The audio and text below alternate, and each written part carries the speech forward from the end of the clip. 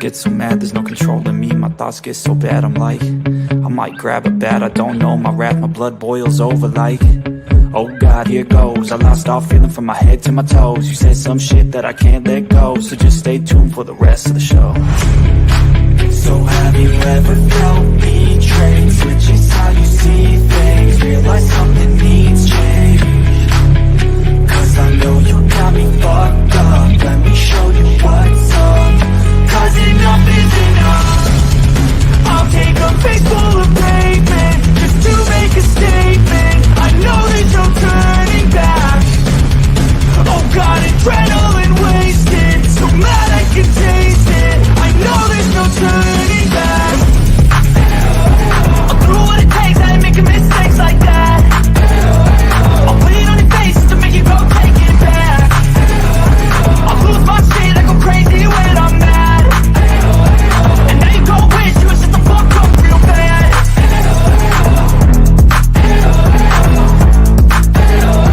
And now that I'm gone, yeah, I know there's no turning back.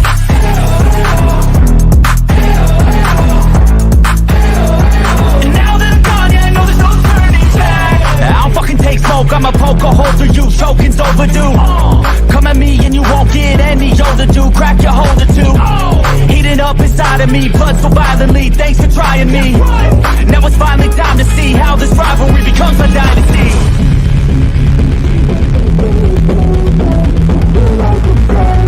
I know there's no turning back. Oh God, adrenaline wasted, so mad I can taste it. I know there's no turning back. I'll do what it takes, I ain't making mistakes like that. I'll put it on your face to make you go take it back. I'll lose my shit, I go crazy when I'm mad. And now you gon' wish you was just the fuck up real bad.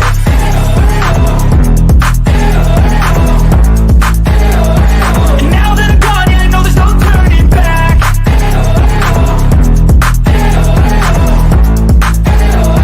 And now that I'm gone, yeah, I know there's no turning back.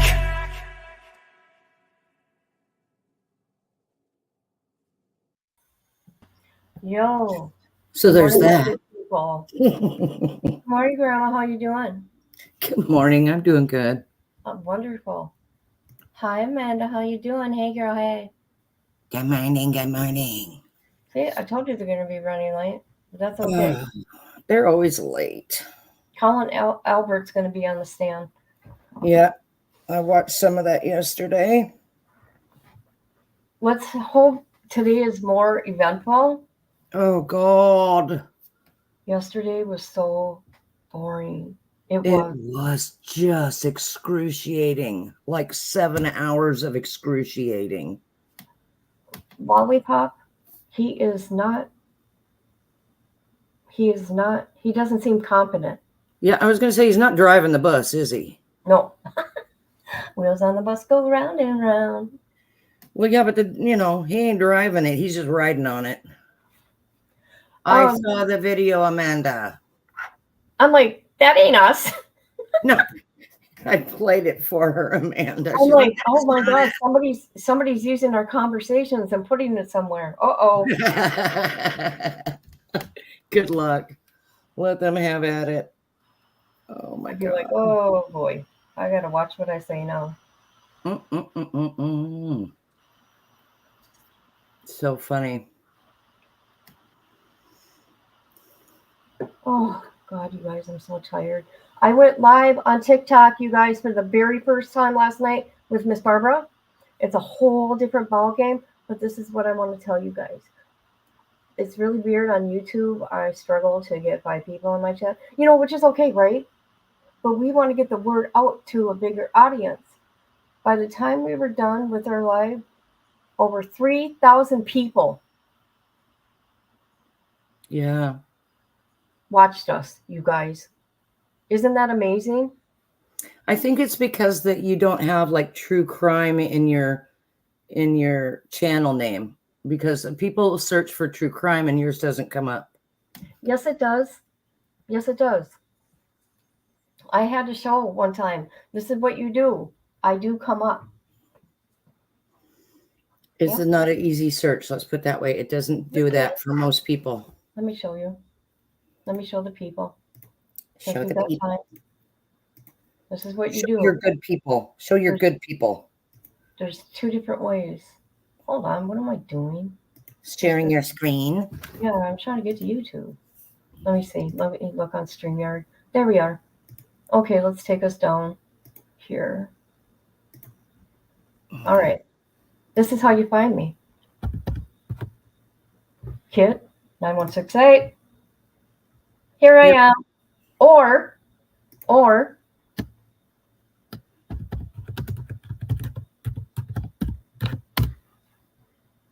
here I am. See, people, it's easy. People always say they can't find me.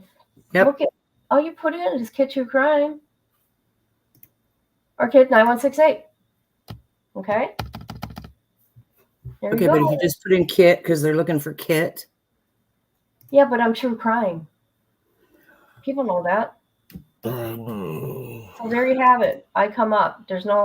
I'm the first one that pops up. So there you have it. Here we go. What's going on here? People are stupid. You know that. If it's not in the title, they freak out. It has been in the title. I put it in the title a few months ago in the like the main page Yeah. banner. Yeah. Yeah. And I think I took it off from the banner because I'm embarrassed to be in True Crime on Oh, YouTube. for God's sake, why? That's what we're doing. No, because of how people are. Do you know we get a bad name? I look at comments all over social media and they say, Yeah, but they're talking about people who aren't just making commentary. They're talking about people who involve themselves in real people's lives, and you they don't do don't that. say any particular person. They say the people in True Crime on YouTube. That's Well, what they say. they're lumping everyone together, though. And that's embarrassing to me. Sum up, people. Oh, 22117, Commonwealth versus Karen Reed. Counsel? All right, council wanted to see me at sidebar. They brought you your morning beverage, Bev. oh, of course. Like to be heard? Okay, I'll hear you. What is it about? Glass of vodka. We are not only renewing our objection to the alleged harassment evidence that came in yesterday, but we're specifically moving to strike that testimony and specifically asking the court, before we get started today, to instruct the jury that they are to disregard that evidence. And I wanted to point out to the court that it is our view, we didn't even come close to opening the door to that evidence. I had just asked the witness if she had turned over those text messages to the state police when she spoke to them on August 25th of 2023. I've asked every witness when was the first time that they spoke to the state police. That was the first time Ali McCabe spoke to the state police. None of that conversation had anything to do with harassment whatsoever. It was strictly related to the death of John O'Keefe and the investigation of John O'Keefe. I stayed completely clear of any discussion of harassment whatsoever. I only focused on the federal grand jury and the approach by the state police on August 25. I opened no door. I didn't even approach the door. And yet that evidence came in. It led to a moment where that Mr. Lally, I believe, has been waiting for, which is for a witness to break down on the stand and feel sorry for themselves to gain sympathy before this jury. It was prejudicial to our client. It's prejudicial to our defense. It is error, and we're asking the court to correct it. All right, what do you say, Commonwealth? Your Honor, counsel absolutely opened the door as far as the questioning was concerned. It was not just the characterization of the questioning is just simply inaccurate. As far as the questions that were posed to the witness, it was more geared towards why, implying that the witness only provided this after testifying at the other proceeding or being questioned about it in that environment, and that's the only reason that she had these messages, and why hadn't she turned these messages over earlier. And that is in direct response to the harassment that that witness and her entire family, as well as Mr. Albert, had sustained as a result of actions by several different parties, including counsel. So for those reasons, it was proper. There was nothing, I don't think it was more than 5 minutes of testimony concerning it, and it was because counsel opened the door to it. Okay, thank you. All right, so Ms. Giannetti, I remember clearly the lines of inquiry that you initiated. So I disagree with you in the strongest way possible. You've made your record. Your motion's denied. Thank you, Your Honor. Okay, so let's bring in the jurors, please.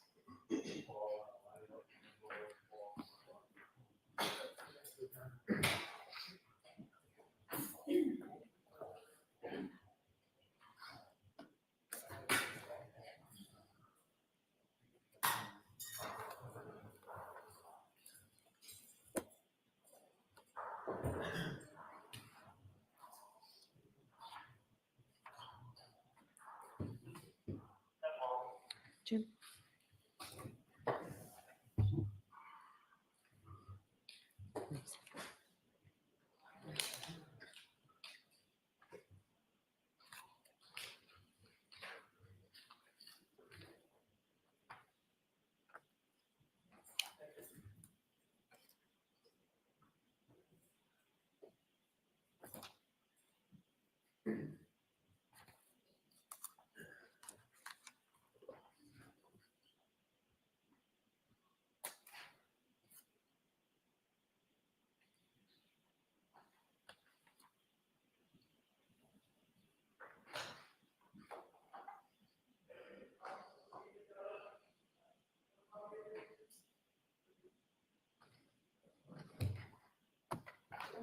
Cindy, thank you.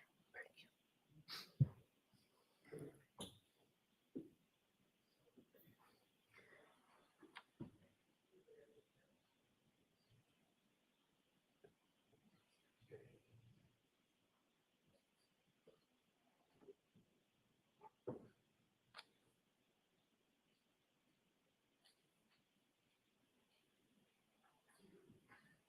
you.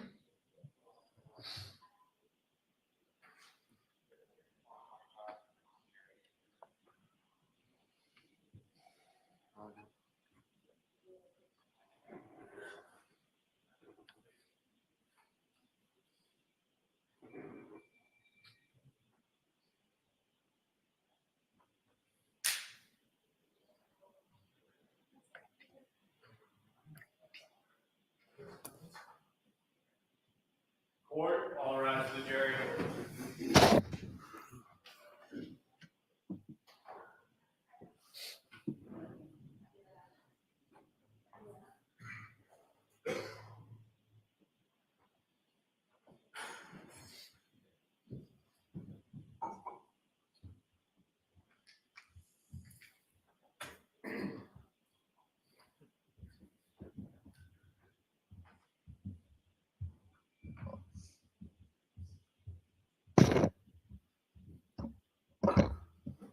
Hear ye, hear ye, hear ye. All parties having anything to do before the Honorable First Justice Beverly Pannoni, now sitting in the Dedham Superior Court, in for the County of Norfolk, draw near, give your attendance, you shall be heard. God save the Commonwealth and this good court. Thank you. You may be seated. Court now in session. 22117, the Commonwealth versus Karen Reed. All right, good morning, counsel. Good morning, Ms. Reed. Good morning, jurors. So I have to ask you those same 3 questions. Were you all able to follow the instructions and refrain from discussing this case with anyone since we left yesterday? Yes.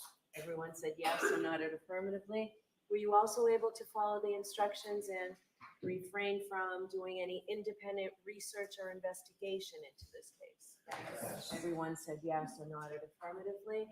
Did anyone happen to see, hear, or read anything about this case since we left the other day? Yes, no. Thank you very much. Everyone said no or shook their heads. All right, may we have Mr. Albert, please?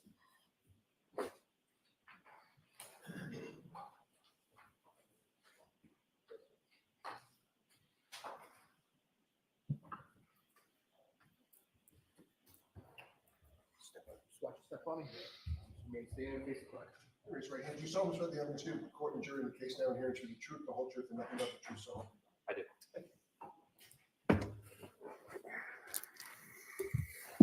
All right, whenever you're ready, Mr. Jackson. Thank you, Your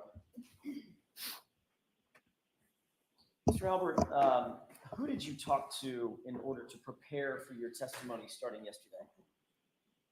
Can you rephrase that question, please? Phrase the question. You didn't understand my question? No. Who did you speak to in order to prepare for your testimony yesterday? My lawyer. Other than your lawyer, who did you speak to prepare for your testimony yesterday? No one. You didn't speak to your parents? No. You didn't speak to your mom, your dad? Nope. At any time before yesterday about your testimony or your statements? Nope. Did you discuss with your parents their testimony? No. So after they got off the witness stand, your dad didn't come home and say, here's how my day went? No. Your mom didn't come home and say, here's how my day went? Nope. The Albert family just ignored the fact that both of them testified in a court of law before a jury about the events of January 29th, 2022. Nothing was ever said? No. Did you talk to Mr. Lally at any point before yesterday in preparation for your testimony? Before yesterday, you said? Correct. Yes. Tell me when. Want to say a month ago about What did you talk about? I got prepped for this. Tell me what that means. What does it mean to prep for this? What I'm going to be getting asked. Okay. Remember my first question, very first question this morning? I said, have you spoken to anybody in order to prepare for your testimony? And you said no. Yeah. Okay, so that's not true. Spoke with Mr. Lally. Okay. Yes. It's not okay. It's yes or no. Yes. Okay. You said that was about a month ago, correct? Correct. Around a month ago. Tell me what, I'm sorry, I didn't mean to. Around a month ago. I'd say. Tell me what you and Mr. Lally discussed. The questions I would be asked here. Can you be more detailed? I don't remember everything he said. Did he go over the questions that he believed he would ask? I believe so. Did you give him answers to those questions that you believed you would give in response to his questions? Yes. What questions did he tell you he was going to ask? I don't remember. What answers did you tell him you were going to give? I don't remember. That was just a month ago, right? Yes. Obviously, you've been thinking about this case quite a bit, haven't you? Yeah. Over the last 2.5 years. No. How long have you been thinking about this case? Since people started writing about me on the internet. Everybody got their something. Everybody got their something. Make you smile like you need a big child. Everybody got their something. Everybody. Lally spoke with you. Who else was there?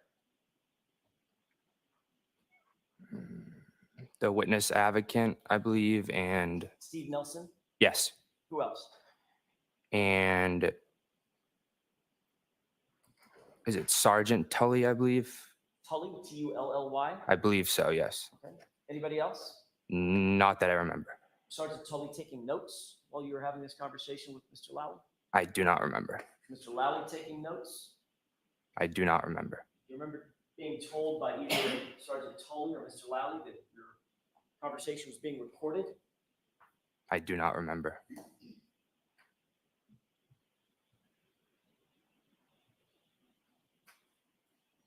How long was that meeting? Say 15 minutes, 20 minutes. Were you given any instructions by either Sergeant Tully or Mr. Lally about your preparation for your testimony? Can you rephrase that, please? Sure. Did they give you any instructions about your the preparation for your testimony? How they wanted you to answer questions? The No. tone and tenor of your testimony? No. How they wanted you to dress, for instance? No.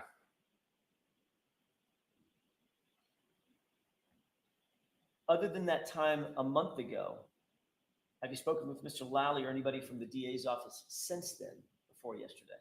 No. You watched any coverage of this case online? Nope. No social media? No, I don't have social media. No news, coverage? Nope. Nightly news, Channel 25, Channel 5? No. National news? Nope. Blogs? Nope. So literally, according to you, you know zero about the media coverage concerning this case, Commonwealth versus Karen Reed. Correct. Did you talk to Allie before her testimony? No. When was the last time you did talk to Allie before she testified yesterday? I don't remember. Give me an idea. She's one of your best friends. A week ago, a day ago, a month ago. I do not remember. Could it have been a year ago? I do not remember. Could have been 5 years ago. No. Okay. So it's more recently than 5 years ago that you spoke with Allie. I don't remember. So you have no independent recollection as you sit here.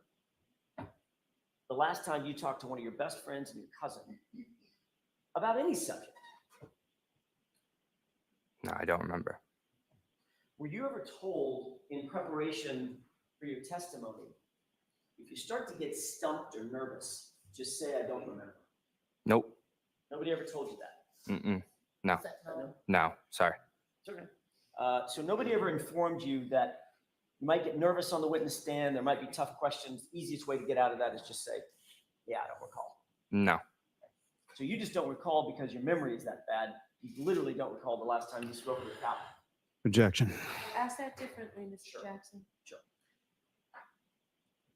Your testimony is you were not instructed to say, I don't remember. You just literally don't remember.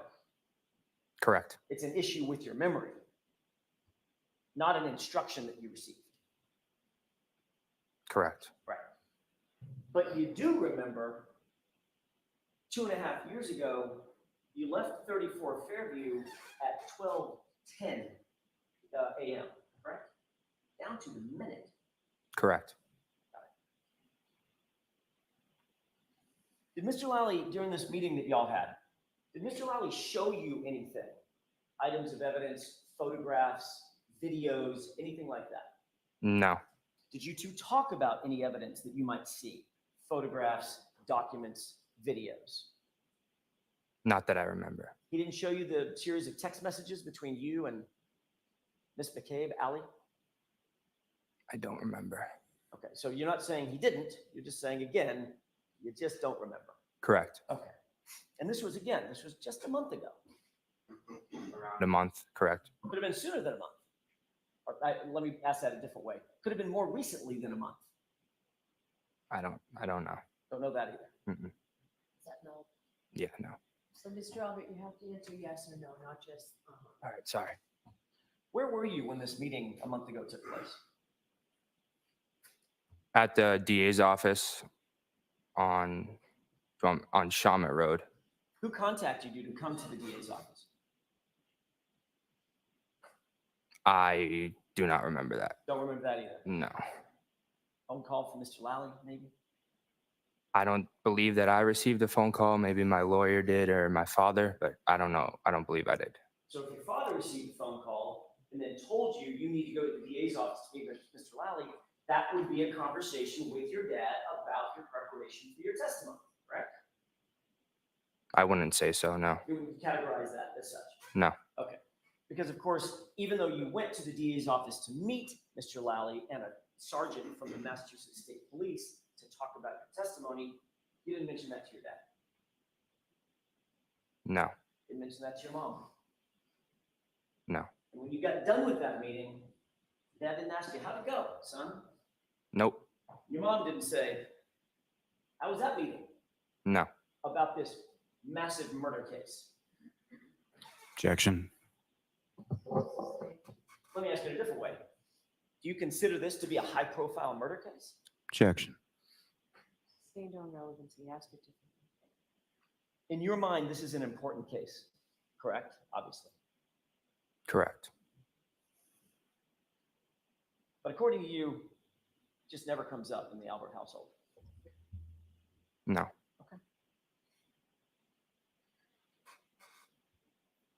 You were asked to look at a couple of text messages yesterday. Looked a little bit like this. You seen that before? Yes. When did you see that before?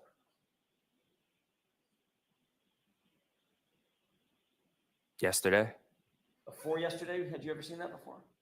on my phone. Yeah. Okay, other than on your phone when you made the screenshot, had you ever seen that before? Mr. Lally ever show it to you? Not that I remember. No. So you two didn't discuss that in your meeting a month or less ago? We could have. I don't remember. But again, you don't remember. Mm-mm. Is that no? No. Did Mr. Lally tell you why he wanted to question you about those text messages? Don't remember. Did Mr. Lally tell you anything about what you might be asked on cross-examination? No. He asked you about any videos that you've ever posted? No. He asked you about any comments you've ever made online? Nope. Any photos you've ever been in? No. Any fights you've ever been in? Nope. Who's Courtney Proctor?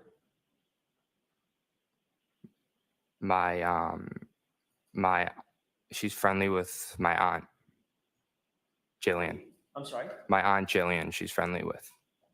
When you say friendly with, describe that. What do you mean by friendly with? I know that they're pretty friendly. Have you ever been to Courtney Proctor's home? Yes. How many times would you say over the years?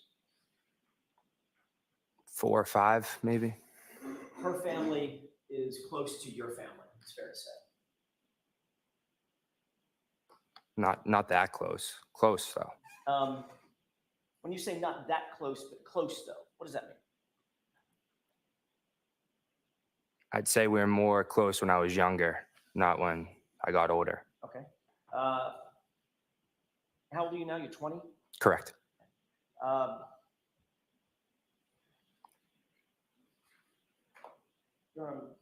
May I approach? Okay. I have a photo I'd like to show Mr. Lally first. May I? Yes. Thank you. Take a look at that photo and tell me if you recognize it. Just look at it to yourself, please. Let me know after you studied it for a second. Yep. You recognize the photo? Yes. Who's in that photo? Objection. So the objection sustained as to the content of the photos. Did you want to come to sidebar and explain this to me?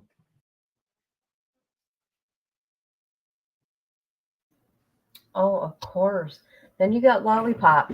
He's objecting to almost everything. The defense can never get like what do you guys call it? A foundation? Right. They have to build a foundation. Hi, Miss Barbara. And I don't know, man. At least we're starting out with defense, right? Yes. Because Lollipop gets me tired and sleepy. He makes me nod off. I know, and I would never do that. he asks, like, he does an hour no matter what, talking to witnesses or questioning them, whatever. Anywhere from an hour to an hour and a half. And everybody isn't it funny? I don't remember. Except for that girl yesterday. She remembered everything. Oh, yes. She said it boom, boom, boom, just like that. Yeah, like she hasn't been coached or anything. No. I noticed the younger people, they look for guidance from somebody to the right. Yep. The brother, I think. You know? John O'Keefe? Your brother has moved position today. Yes. Or I Amanda. mean, not John. Shoot. I can't remember his name now. I don't know. John Keith's brother? Yeah, it'll come back to me. I don't know. I can't remember. I don't really care, I guess. Oh, I do. Well, I mean, I want to know what they're thinking. Hearing all this evidence. Because you got to hear both sides, right? Right. Yeah. Prosecution has not raised my mind. Where is the smoking gun? They keep going and bringing up, or somehow in this trial, Turtle Boy. I mean, come on. He's not on trial.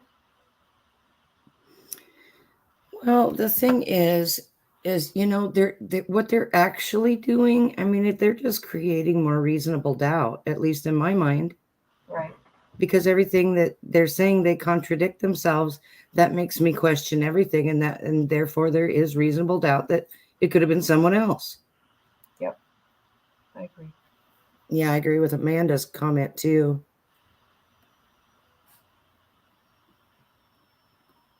Hold on. He didn't seem to be staring at Karen down as much. Yeah. Yeah. And Coppendorfer, she couldn't go to the funeral because there was a court order to stay away from the victims. Well, she's showing up at people's homes. But she said, why wouldn't she go to the funeral? Why this? Because she couldn't. Ding dong. Do some research. Okay, I'll be nice. Oh, sure. Well, yeah. Oh my God. Okay, people, just so you know, Grandma's going to have to leave us at 10:15 Eastern time. And Miss Barbara might be coming up. I'm not 100%. And so there's that. May I approach on? Yes. Amanda, what do you mean by sectioned? Thank you. Mr. Albert, approximately when was that photograph taken? Objection. No, we can get that, but we'll answer that question. Wow. 10 years or less ago, I'd say. I don't. You were the ring bearer in Courtney Proctor's wedding, were you not? Objection. I'll allow that. Correct. So when you say we're friendly, but not that, or we're close rather, but not that close, you were actually close enough to be a member of her wedding party when she was married to her now husband, correct? When I was younger, correct. Well, of course it was when you were younger. It was Mhm. 10 years ago. Mhm. Is that yes? Yeah. That's my question. So for at least a decade, your family and the Proctor family has been close enough such that you and Albert were in her wedding, correct? Objection. Ask that differently, Mr. Jackson. For the last, well, at least at that time, 10 years ago, your family was close enough to the Proctor family such that you were a ring bearer in Courtney Proctor's wedding, right? Correct. And who's Courtney Proctor's brother? Michael Proctor. And is Michael Proctor in the photograph that you're looking at? Yes. Person on the far left Correct. looks like he's in a tuxedo. Correct. You were also in a tuxedo. Objection. Sustained. What I'm getting at is you all were part of the same wedding party, correct? Correct. And that's a photograph of Courtney Proctor's wedding and the entire wedding party, correct? Objection. Sustained. Is that a photograph of a wedding party? Objection. Sustained. Your Honor, may we approach? Yes. My gosh, are you kidding me? Objection, objection. He's in the picture with him. Why can't he say that?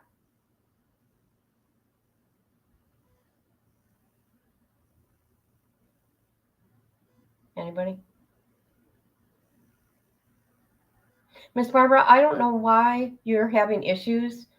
I sent it to your Facebook Messenger and your email.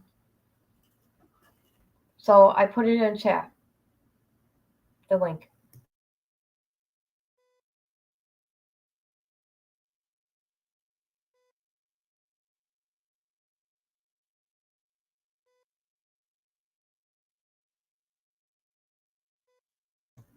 They can't ask any kind of questions here. Is that a picture of you? Oh my God, she made it. I know. I don't know how I did it because I've been playing with it. Well, you're here now. Well, That's all. hello, everybody. Hi, Barbara. You did it. I've been playing with it for a while. Did you check your email? I sent it there. Yeah. And it wouldn't let me go through the email, but it just let me go through when you put it in the chat. That is so weird. It I don't happens know. to you all the time. That's because Jeff Johnson's in my phone. Tell Yep. him I said hello. Yeah, I'm gonna get a burner phone so the people in Missouri can contact me. Yep, sure am.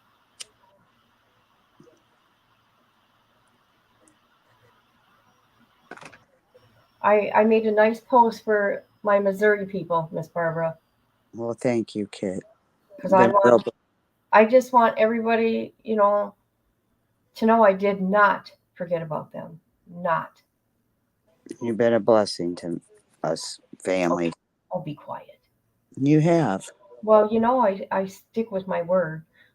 I have been by your side for 2 years. I know. We've been in this fight for a while now, haven't we? Yep. But I'm getting justice. You all are going to get justice. You all. I feel it coming for my birthday. That's going to be my birthday present.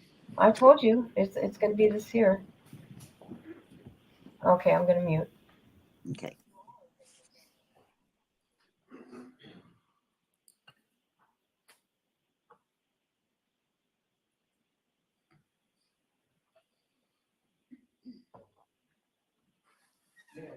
Yes. Thank you. Mr. Albert, I want you to look at that one more time.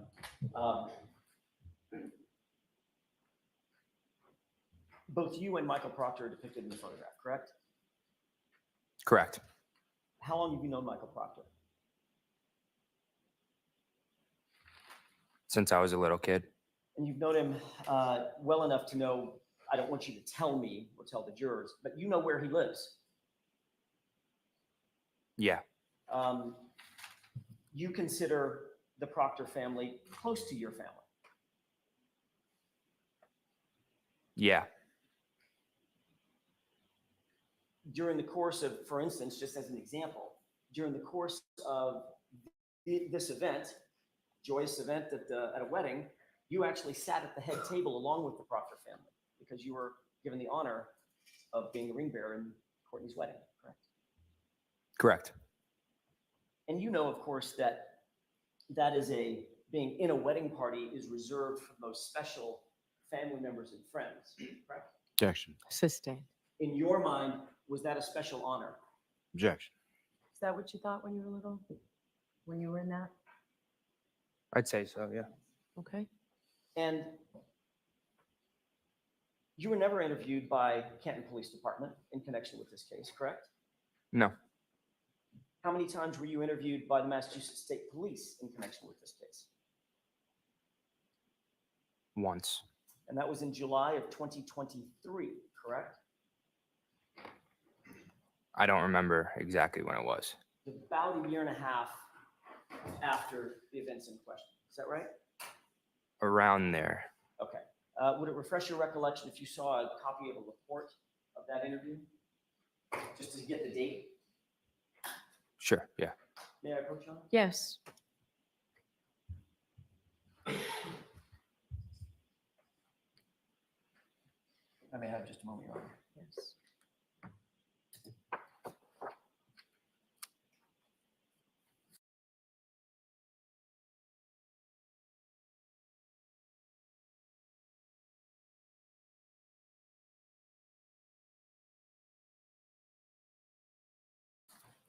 Take a look at paragraph 1. It's in the middle of the paragraph. If you'll just read that to yourself, please.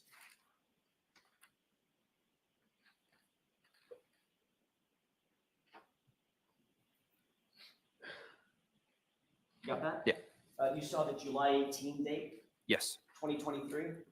Yes. Does that refresh your recollection that that was the first time you were interviewed by the Massachusetts State Police? Correct. May I approach now? Yes. Thank you.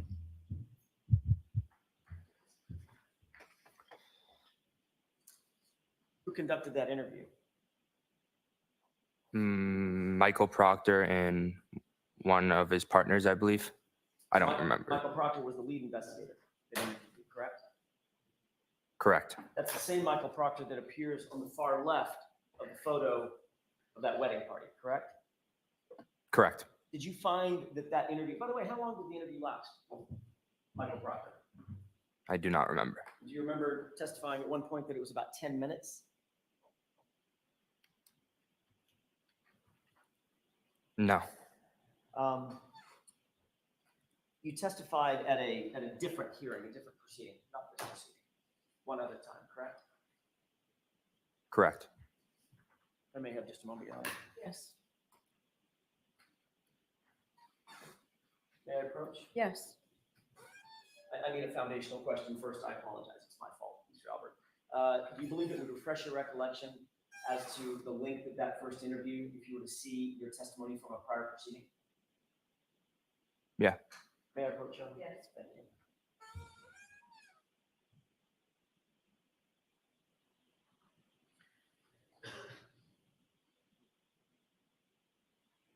Take a look at this, and I'm going to direct your attention to line 18 and 19 of that transcript. Let me know when you've reviewed it.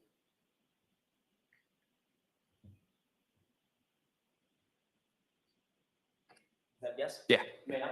Yes. Does that refresh your recollection? Yes. How long was that interview? Which interview are you? The interview that you had with Michael Proctor. That's what that question was about, that you just read. I still don't remember. Do you recall that it says that you testified? Question, how long Objection. did the interview last for? Objection sustained where his memory is not refreshed. You can do this differently, you know that. Did this refresh your recollection as to the question and answer, how you answered the question, how long that interview lasted? Yes. Okay. Did you say 10 minutes? Yes. So during the course of that 10-minute conversation that you had with Michael Proctor, what was the tone of that interview? You understand what I mean by tone? I do not understand. Okay. Was it hostile and accusatory? Not that I remember, no. Was it antagonistic or confrontational? Can you use different words, please? Sure. Was he being mean? No. Okay. He was being nice, right? Professional, I'd say. Yeah. Because you've known him almost your whole life, right? Yes. He was friendly and cordial, Correct. and the interview was comfortable. Say it again. The interview was comfortable. Correct. You didn't feel like you were on the hot seat. No.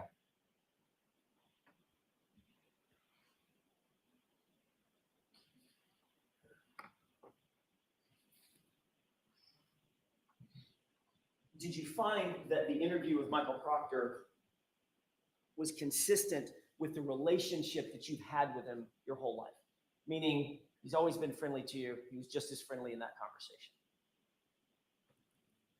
Not really, no. How is he different? I'd say more professional. Okay. Obviously, he was doing a job, correct? Correct. But when you walked in, you recognized him. Yes. He recognized you. Yes. You made natural greetings with one another, correct? Correct. He questioned you about a few things. Correct. He didn't look at your phone. He didn't ask to take your phone away from you. No. He didn't ask to seize your phone or seize any other physical items from you. No. You weren't asked to come down to the police station and sit in an interview room or an interrogation room, were you? No. Matter of fact, where did the conversation take place for those 10 minutes? In the DA's office on Shawmut Road. DA's office on Shawmut Road. Who else was there other than Trooper Proctor and his partner at the time, Trooper Clark? Can you Who repeat? else was there? Was it just Trooper Proctor, Michael Proctor, and Clark? Yes. Okay, so it was just the three of you. Yes. And Trooper Proctor was the one that was sort of leading the conversation. Yes. And then when it was done, he said, "You're free to go." Correct. And he didn't take your phone. He didn't ask you to look at any text messages. Nope. He didn't look through your phone. Nope. He didn't take any screenshots or videos of your phone or the contents of your phone. Nope. Just let you walk out the door. Correct. Your Honor, may I publish the photo?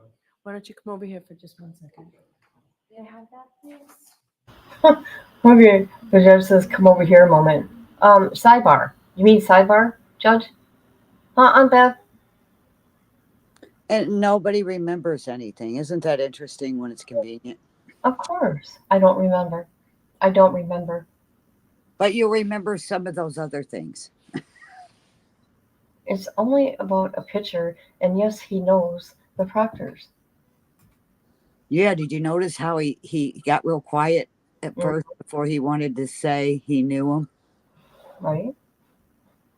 What was I going to say? And I like how they say, or they only say, yeah, we're friendly with them. That's it. No, we're not close. We're just friendly. Okay. Okay. Yeah, they don't probably talk about the barbecues they've had together and everything. Right? Weddings, baby showers. Yeah. Oh. They're trying to keep their distance from them for sure. This is an interesting case. I'm really curious to see what's going to happen here.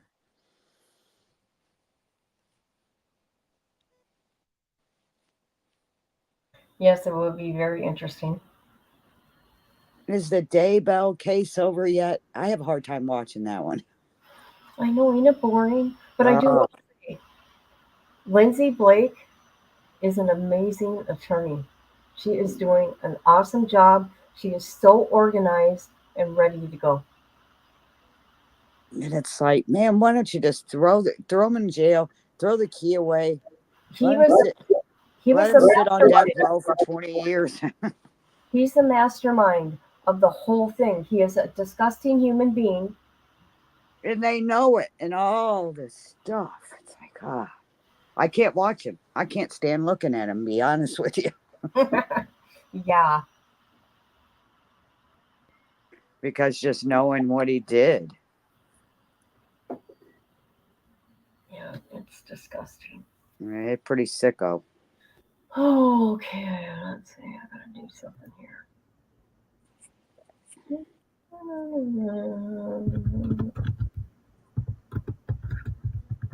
Man, Kit, thank you, because I slept so good last night. Good. It's first time in a long time. I did too. I slept really good. And I hit the bed and I was out. It was unstressful. Yeah. Sleep. You know what I mean? Unstressful. I'm such a dork. Yeah, it wasn't that waking up or tossing and turning in between. I mean, when I went to sleep, I got up this morning feeling refreshed. And it's been a while since I felt refreshed in the morning. With Greenlight, Whoa. all kids can become champions with money.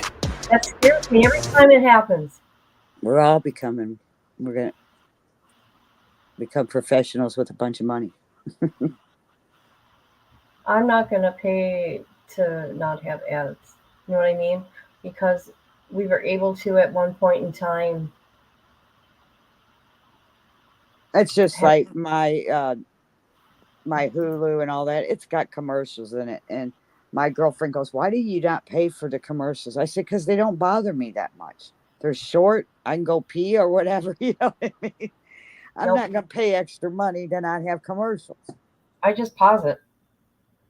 And to be honest with you, I ought to just get rid of it because I'm on podcasts and listen to podcasts more than I watch TV. Sometimes I don't even turn my TV on. Well, I got the TV on right now watching you guys on my big screen, but I'm on my phone talking.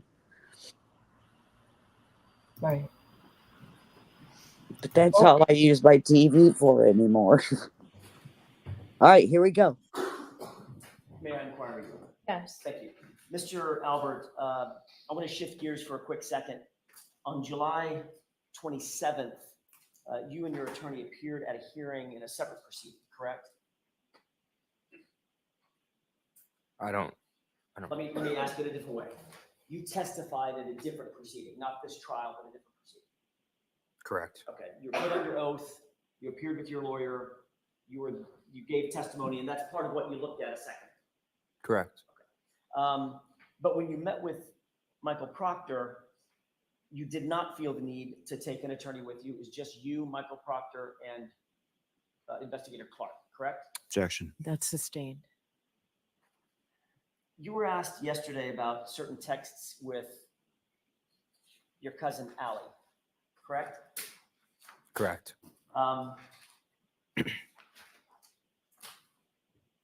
Allie is obviously family, Yes. but she's more than family. She's also a good friend of yours. Correct. As a matter of fact, she's one of your best friends. Correct. And at your age, this is not meant to be pejorative, but we're different generations. At your age, your most convenient way of communicating is through text messages, correct? Correct. I mean, if you're gonna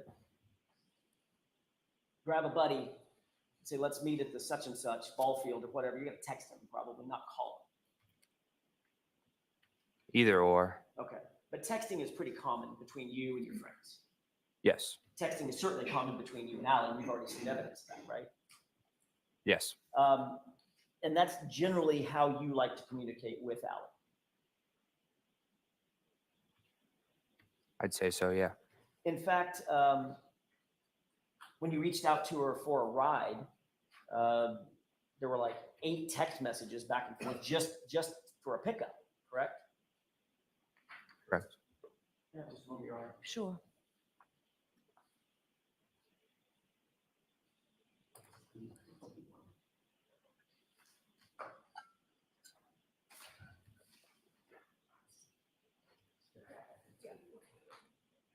May I approach your honor? Yes. This is a copy of 81. I just want you to have that in front of you. Your Honor, with the court's permission, can we place Exhibit 81 on the screen? Okay.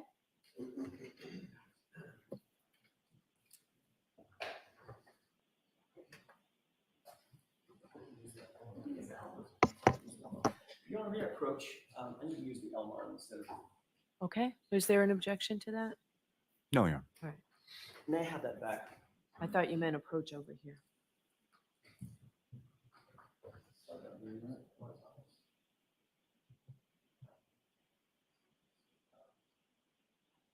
Do you want the Commonwealth to pull it? Mr. Jackson, do you want the Commonwealth to pull it up for you? You'd be happy to, Your Honor. It's fine. Yeah. That'd be great. Thank you, Ms. Gilman.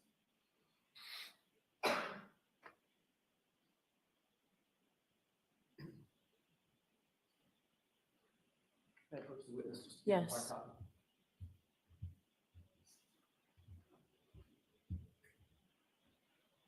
Okay.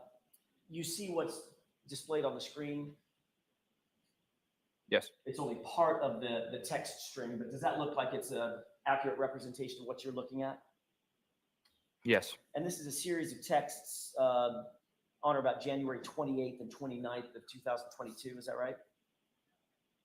Yes. And Mr. Albert, you needed something as simple as a ride. You were just asking Allie to give you a ride, is that right? Yes. And that's because you said that it's common for you guys to text back and forth. You just texted her, hey, you can get me now, is that right? Yes. And then you texted if it's easier, and then she said, okay, I'm dropping people off, and there was an exchange back and forth, is that right? Yeah. And there were at least 8 texts between the two of you, if you just count them up real quick, just about getting picked up. Yeah. But if you scroll down a little bit, after the end of that text string, that ends at 12:10 a.m. and it says okay. You see the next date?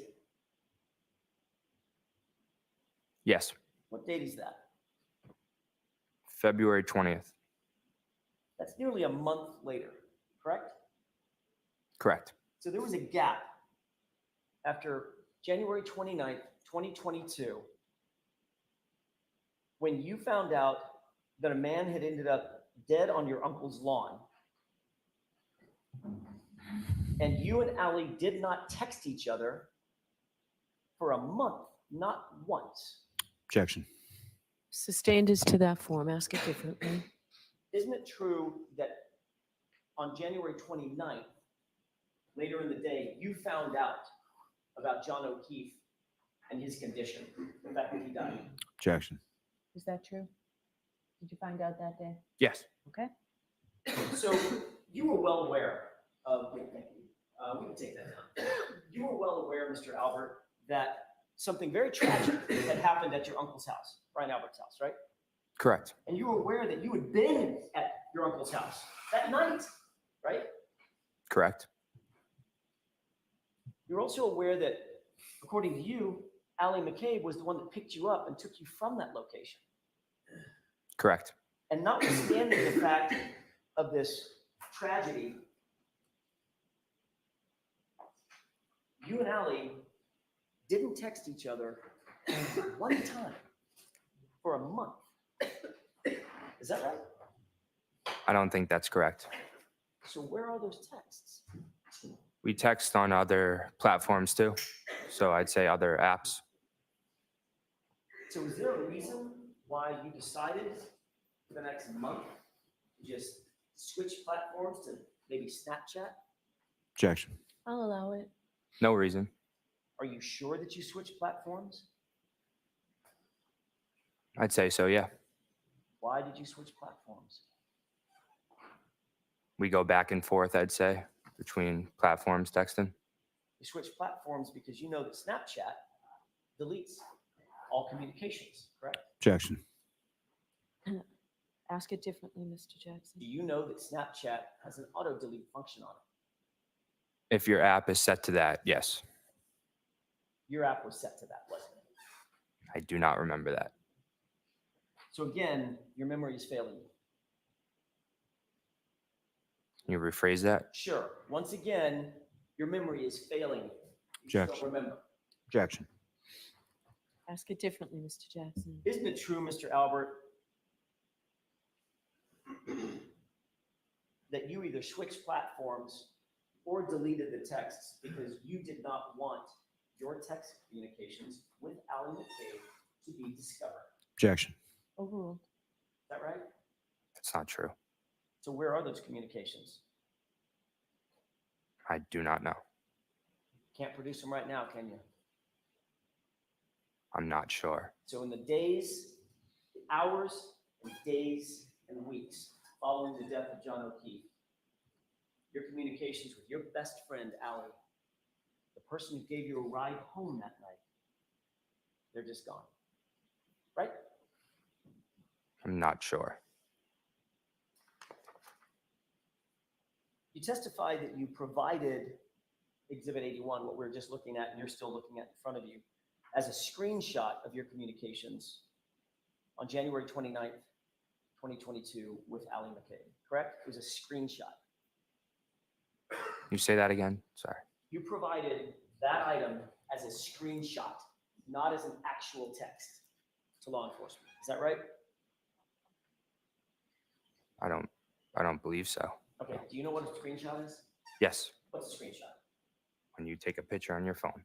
That's a picture from your phone. Yes. Okay, so it is a screenshot. Yes, it is a screenshot. Okay, that's my question.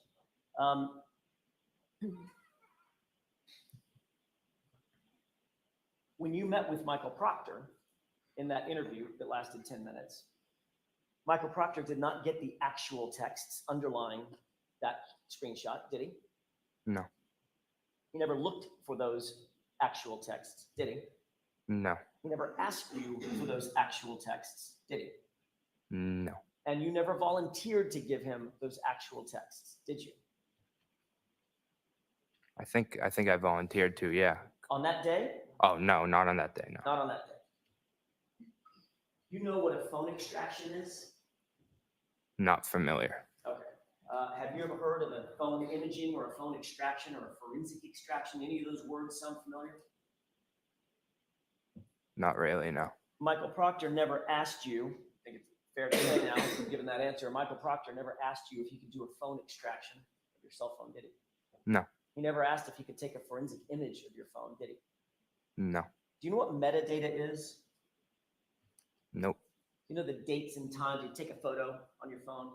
Sometimes, well, not sometimes, all the time, it'll capture the date and time of the photo. You know that? Objection. I'll hear this answer and it may end your inquiry. Do you know that? Pretty sure I do, yeah. Have you ever heard of that data, the dates and times and geolocations? Have you ever heard of that referred to as metadata? No. Okay, so I'll just use the word date and time. Okay. You know that on your phone, if you pull up a text, you can go behind the text and see the date and time that it was actually sent or received, right? Yeah. But on a screenshot, you're left with just what's on the screen. Can't go behind the screenshot, right? Yeah. Okay. You provided just the screenshot, ultimately, not the actual text, correct? Correct. But in September of 2023, Michael Proctor's partner, a man by the name of Yuri Buknik, you know that name? Yeah. He contacted you and said he wanted to talk about your text messages, correct? I don't remember. Do you remember that you told Yuri Buknik when he asked about the text messages, you did not have the screenshot anymore. You sent it to your father, Chris. I don't remember that. Do you recall telling Yuri Buknik if he wanted to get the screenshot, you weren't going to give it to him. He'd have to get it from your dad. Do not remember that.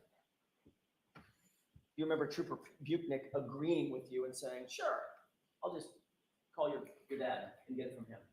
Don't remember that. You don't remember giving, you certainly don't remember ever giving Trooper Buknik a copy of that screenshot. No, I don't remember. Because you didn't, did you? I do not remember. But you did give it to your dad, right? I do not remember.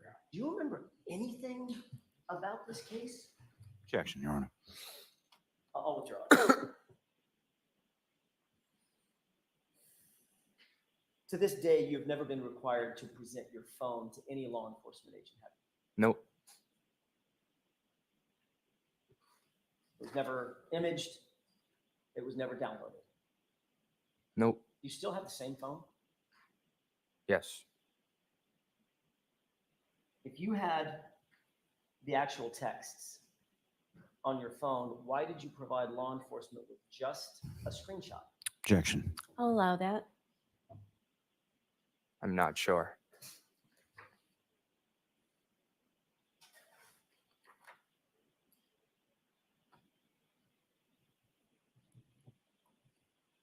You were shown a photo yesterday of you in February of 2022 with your aunt. Remember that photo? Mr. Lally showed you that photo, Correct. and he said he wanted you to pay special attention to your face and hands and extremities. Asked you if there was anything unusual about that. Yes. You said no. In that photo, absolutely nothing unusual in February 2022 about you, your face, your hands, fists, nothing, right? Correct. I want to draw your attention to February 26th, same month, less than a month after the incident. You were at a place called Fenway Johnny's with your buddies, weren't you? Correct.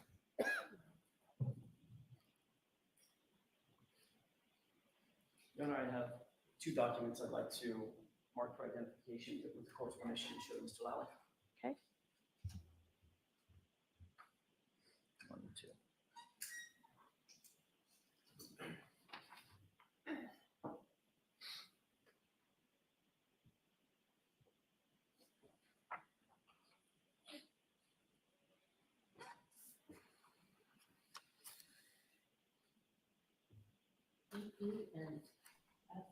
Hey, Kit, they got amnesia there a lot, don't they?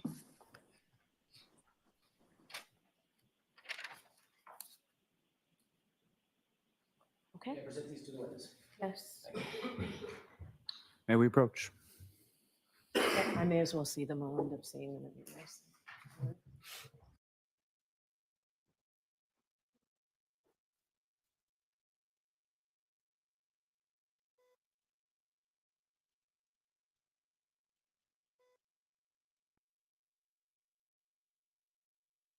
What was that, Miss Barbara? They got amnesia there a lot, don't they? That Yeah. kid don't remember anything. Right. At least this one isn't so defensive like all the others. Oh, he doesn't look very happy about being up there, though, does he? He looks like he's mad that they have him up there. But he don't remember nothing when it's important. I tell you, she's got some good attorneys. She's got a dream team now. I hope so, because I'm impressed. I with these can't two. wait to see. Go ahead. I'm impressed with them. Mm-hmm. They are good, and she's got a lot of supporters, and you know they're paying for her Good for her. attorneys. She's got a really good job too, though, don't she? I don't know. I heard she had a really good job. I can't remember where I heard that at, but I don't yeah. know. And she took care of his kids,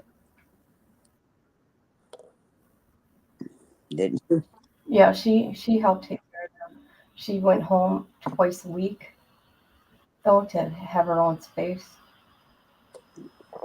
Sounds like, from what And I've heard, though, she she's been very good to his kids. and him. Nobody has said anything negative about her, about them being angry, about them fighting. Nothing. Really? Really, even the his brother and The have not said gossip, anything bad about her. the gossip, how do you say it? The gossip that's going on, they make her sound like that they never got along. Well, that's been proven not so far. Cool. But couples have, fights. That's just, Well, like, yeah, everybody has disagreements. yeah. It's just what disagreement you're gonna put up with. Are you making coffee? Yes, I am. I can hear it. I don't normally make coffee, but I'm telling you, I got up this morning and it felt relieved, a little peace, That's and good. slept. It was great. I've been going through a lot. You helped a lot get me through yesterday. I love you. Thank you. I can't even express how much I appreciate just you being there for me as a friend. Of course. I didn't forget. I know. But And I it love wasn't even about that. It was just needing a friend too. Yeah, yeah. Oh, yeah. I seen that. I'm like, okay, something's going on. And I just wish I was closer where I could drive. I know. That day's coming though. Oh, yeah. Watch out. Then I get to give you a big old hug. Watch out, Missouri. Watch out when I come. You ain't going to know I've been there until I leave, though. Ain't that funny? You ain't going to know until I leave. Yeah, we'll take a couple road trips though. Yeah, so I don't get arrested for Yeah. whatever. I'll chain you up and put a wig on you so you don't. Yeah, I'll wear a disguise. Hey, you can't even go in that town and they wonder who you are and pull you over. I know. That's crazy. If you're not from around there, they'll pull you over because they want to know what you're doing in their town.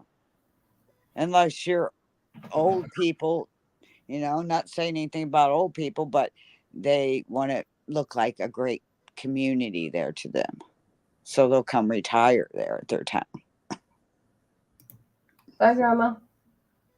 How are you guys being able to comment? I've been playing with it and still haven't figured out how to comment. What do you mean comment? At the bottom of the chats that I can see you guys. I can see Grandma's comments. And then when I go to comment, I can't see mine or get it. You got to go on YouTube and do it. And it tells me that. And then when I hit join chat, I go to YouTube. I hit and it says go into my Google, and then it goes back to connect to YouTube. I keep saying yes, connect to YouTube, and it won't. So that's why I'm not talking to you guys out there, but I appreciate all of you. That's weird. You are having problems with technology today. Hey, I do too, though. I think they're in my phone. But, they know where I live. Come get me. I'm not scared. I sure hope they have a warrant if they're in your phone. Well, I There'd be no reason though. I heard Jeff Johnson did it to somebody else and then lied on the stand when they asked him about it. How do you know that? How Uh, do they know? Is there documents to prove that? yes, there's documents to prove it. I want to see them. I'll have to try to get them for you so you Yeah, can get see. it for me. But yeah, he was on the stand, got caught in a lie, and apparently something to do with pinging somebody's phone or getting into their phone, and he did that. You And gotta have a warrant. well, then he got on the stand, and they asked him if he asked another officer to do that, and he said he didn't. Well, then they brought his text messages up and said, is this your phone number? And he said, yes. Is these your texts? He says, yes. And then they asked him to read them and he wouldn't. So he should have got in trouble for lying on the stand. Wow. Forgery, or what is that called? I don't know. Not forgery, Perjury. perjury, yes. Yeah, I like this lawyer. I wish I could, he'd come to my house.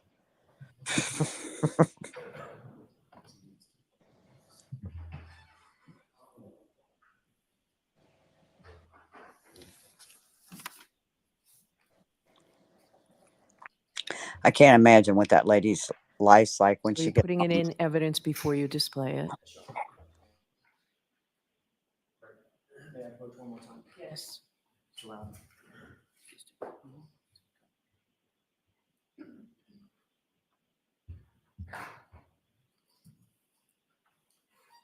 Sir, do you recognize those two documents? Yes. Taking a look at the one that's got multiple documents on it, I don't want you to tell me what's on it. Just tell me if you recognize the picture that's in the middle to the right. Yes. Okay. And then looking at the second document, which I believe is marked EE for identification at this point, does that appear to be a true and accurate enlargement of the first thumbnail? Yes. And those were taken on that photo was taken on February 26, 2022. Yes. At the place called, I think it's called Fenway Johnny's, right? Correct. May I publish the? Put it into evidence Sorry. first. Move for the admission of just EE. So you need to get it to the court reporter. May I, I'm sorry, just FF? May I approach? Yes. EE or FF? Oh, yeah. FF. Okay, give it to Madam Court Reporter to put the exhibit number on it.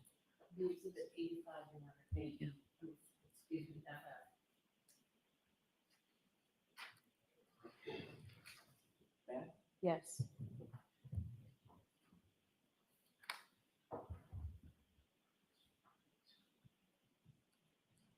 Do you see that photograph that's being displayed? Yes. Are you in that photograph? Yes. Which person are you? In the middle.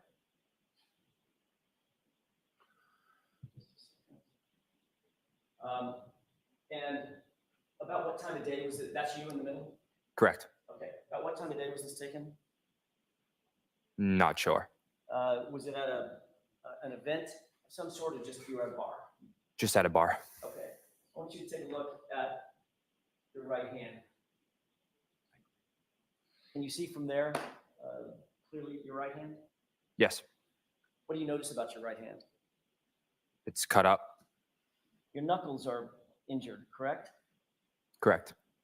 Now, you didn't take this photo, did you? Nope. That photo was never on your phone. In other words, it wasn't a friend of yours that took the photo. Correct? No. This was taken by an event staff member, is that right? Correct. It was later posted on social media, isn't that right?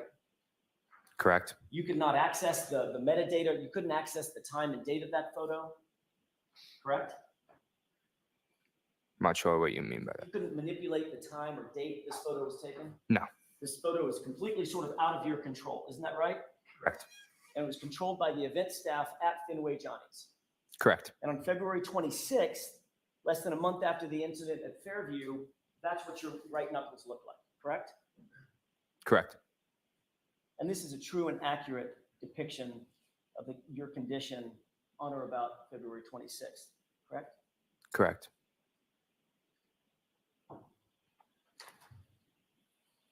How'd you get those injuries, Mr. Albert? We can, pull the lights up. I was at a party, a house party my senior year, and I remember it being icy out, and it was kind of like a steep hill of a driveway, and I was walking up the driveway and I slipped down the driveway and I tried to catch myself, but I had something in my left hand, so I had tried to brace myself with my right hand, and I ended up sliding a little bit down the driveway. What'd you have in your left hand? If I remember, it was either my phone or a beverage. So according to you, you fell on ice and injured your knuckles, as we just saw in that photograph, right across the top of your knuckles. Correct. Okay. So you fell onto what, pavement, asphalt? Yes.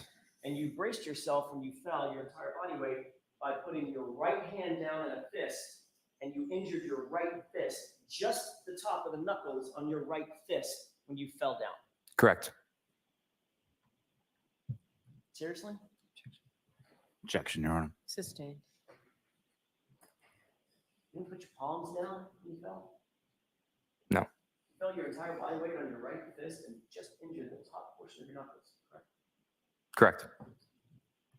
Those injuries to your knuckles look an awful lot like the type of injuries that you would get in a Objection, fight. Your Honor. Sustained. You ever been in a fight, sir?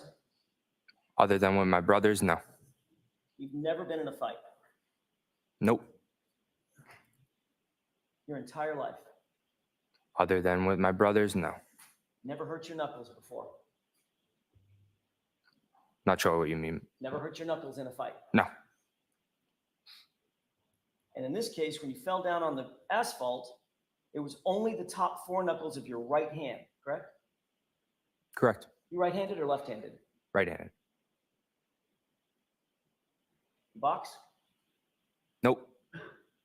I'm sorry, you don't box? Nope. You've never boxed? Never. You ever practice boxing?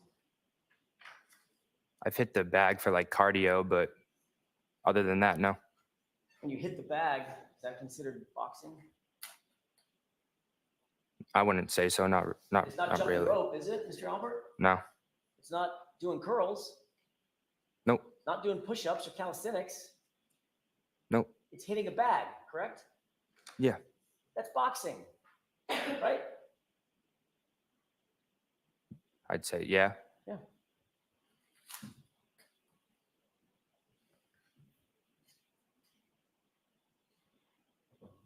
When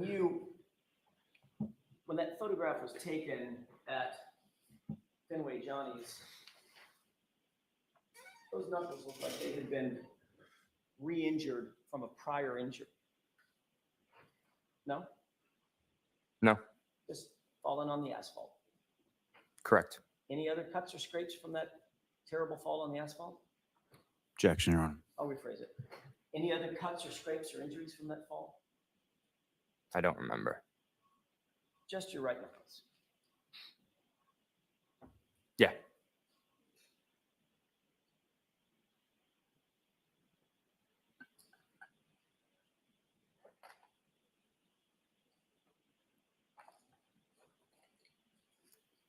You said you've never been in a fight before.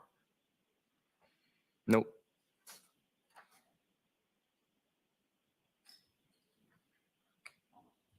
Did you post a video? You threatened that you're going to. Objection, Your Honor. The objection sustained. I'll see you at sidebar on this. I'm familiar with this.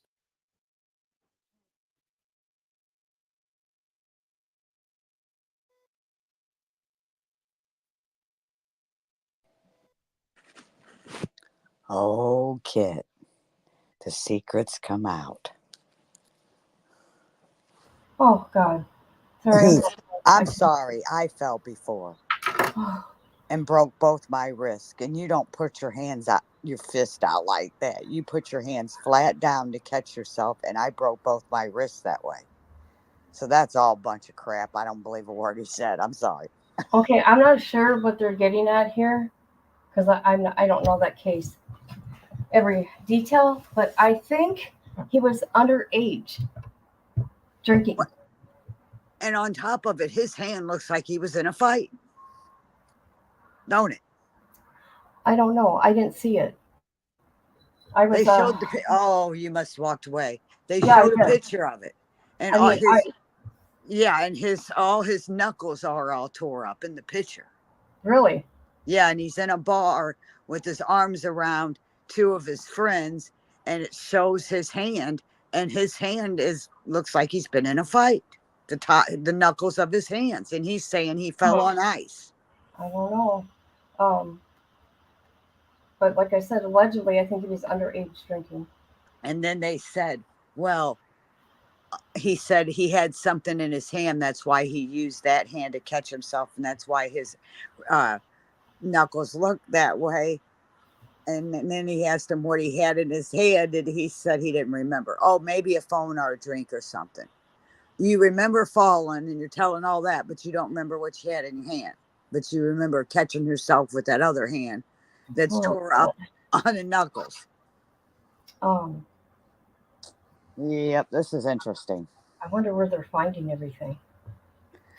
Somebody had taken a picture at the bar, apparently, of him.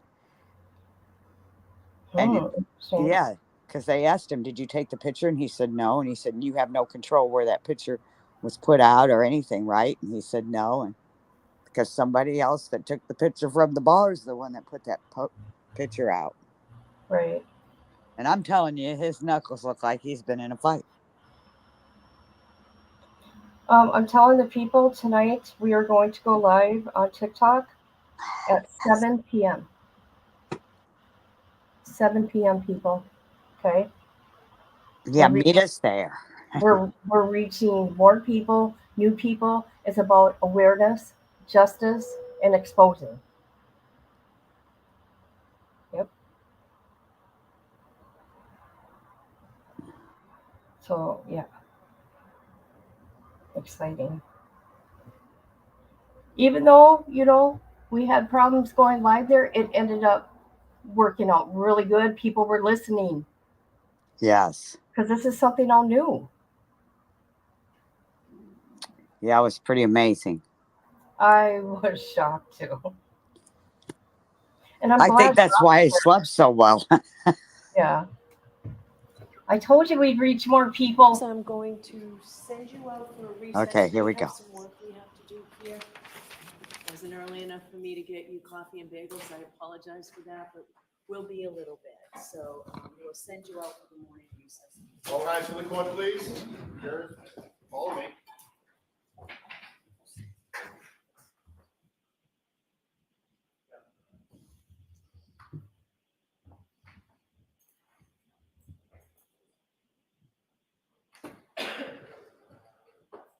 Did you see her face?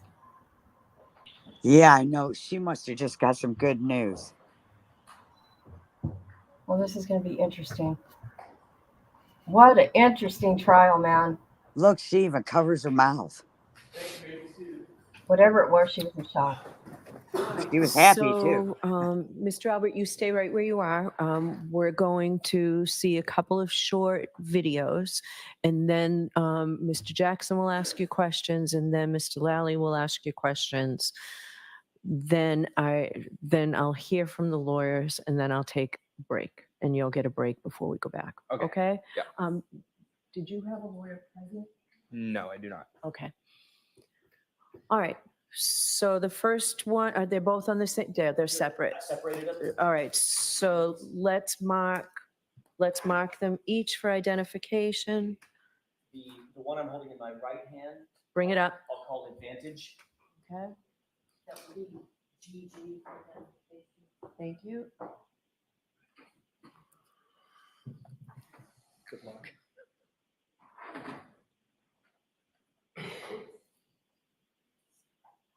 The one in my left hand, with the court's permission, I'll call this Bang Bang.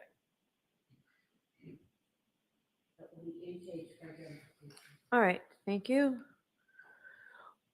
All right. So play GG first, please.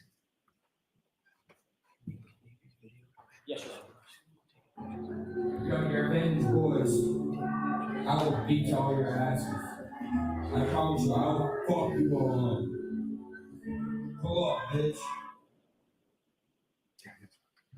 Okay, and the next one, please. Fuck you now. Fuck you, pussy.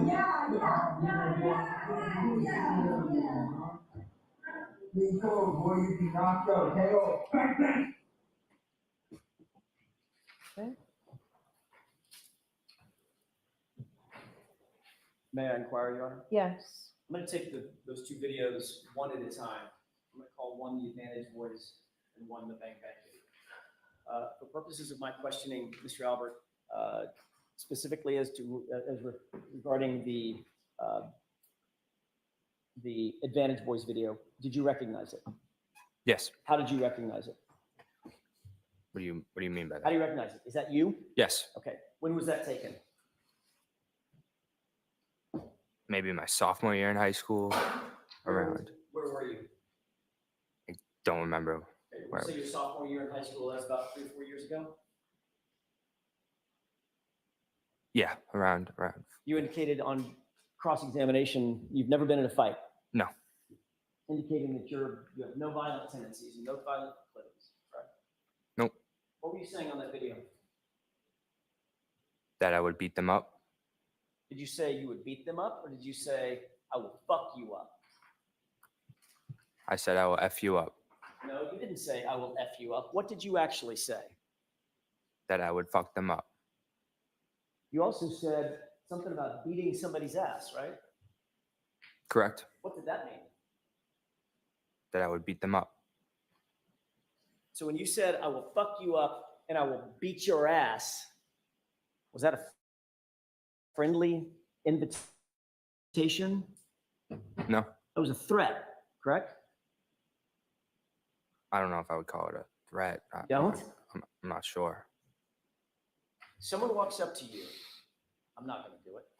But if someone did, walked up to you and said, I will fuck you up. I will beat your ass.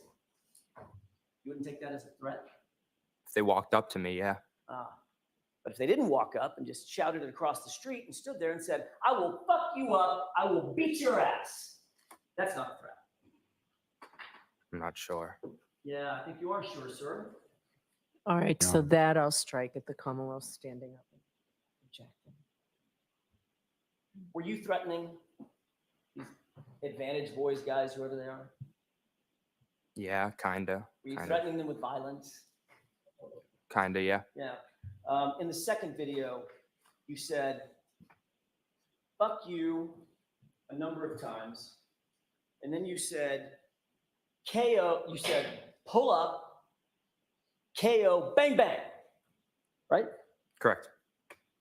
Explain that to me. I'm not sure. Like, explain what I said. Is that a threat? Yeah. Pull up, bitch. Right? Yeah. Who are you talking to? Those same Advantage kids. Got it. So you're threatening them yet again a second time. Yeah. What does pull up mean? Like, come by. Yeah, meaning get over here. Mhm. Right? Yep. Because when you do, I'm going to fuck you up. Right? Yeah. Meaning I'm going to fight you and I'm going to put you down. Correct? Correct. That was your threat to them. Correct. Can we get a time on this second one? Of course. When was the second one, the bang bang threat made? Before or after the Advantage Boys? I'm not sure. After? Might have been this same night. I really don't know. Well, you're dressed completely differently, so it's probably not the same night. You would agree with that? Unless I could have changed my shirt. I do that often. Okay. So you changed your shirt, and on the same night, you just decided to threaten the guys twice. Is that what you're saying? Maybe. You're not sure? I'm not sure. Was it around the same time frame? Around, yeah. All right. The fact of the matter is, Mr. Albert, you do like to fight, don't you? Nope. The fact of the matter is, you showed up at another hearing, at another proceeding, to testify, and you showed up with busted knuckles then too, didn't you? Do not remember. July 27th, 2023, do you remember being at another hearing? Yes. Do you remember being questioned by some attorneys? Yes. Do you remember the question about the condition of your fist? Literally at the hearing? Yeah. It was obvious to the person that was questioning you that you had an injury to your fist, correct? Objection. That's a student. I'll rephrase that. My apologies, Your Honor. You were asked questions by the questioner about the condition, the physical condition of your fist, weren't you? Correct. And you claimed at that time, well, let me back up for a second, ask a different question. They were asking because you had open injuries on your right knuckles yet again, didn't you? Correct.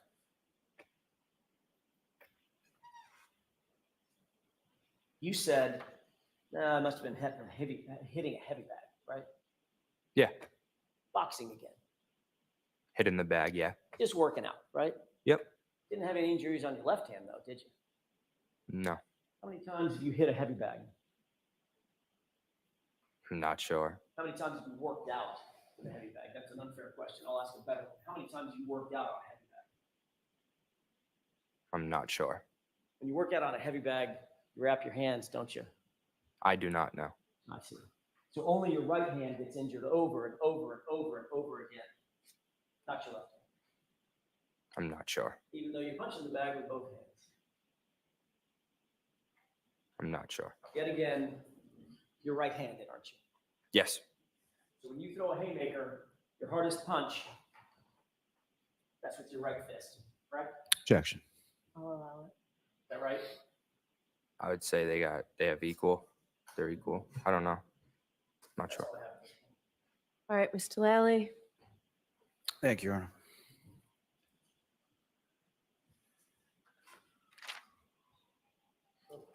Mr. Albert,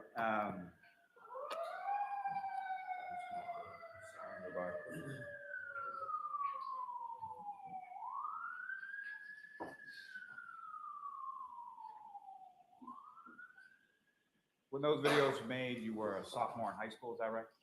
Around that, yeah. How old were you when you were a sophomore in high school? 16 years old.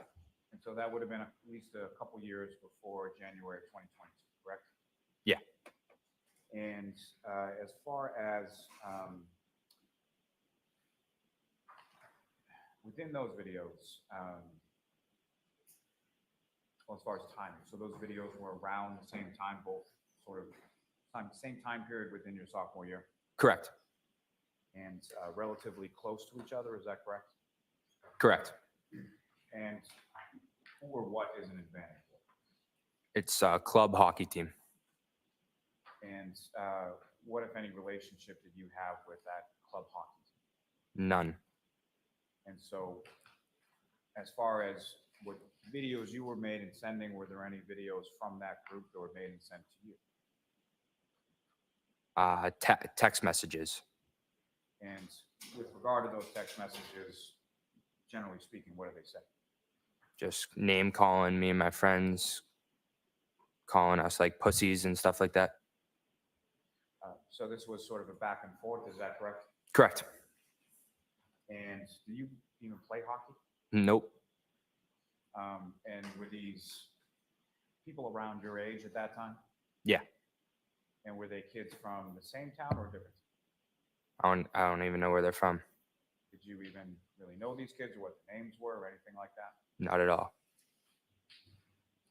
And was there ever any sort of physical fight or even a physical interaction with these other kids? Never. Did you ever even meet them face to face? Never. And with regard to Mr. O'Keefe, your neighbor who lived at the top of the street when you lived at Seven Meadows, you ever threaten him? Never. Did he ever threaten you? Never. Did you ever have any sort of back and forth exchange similar to what was up on the screen? Never. I have nothing further. Okay. Your Honor, may I, very briefly? You indicated, Mr. Albert, that this was your sophomore year in high school. But you were asked that exact same question under oath the time frame of these videos in that other hearing, weren't you? I believe so, yes. You indicated under oath in that hearing that it looked like it was your junior or senior year in high school, correct? Maybe I'm not sure Not sure. exactly what I said. Your senior year would have been what year, sir? 2022, 21, 22. Same year John O'Keefe died. Correct. They have Maria on. Yes. That's all I have at this time, Your Honor. Thank you. All right, I will hear you. Your Honor, if we can make the argument outside the presence of the witness. Yes, I'm sorry. I'm going to ask you to step out of the.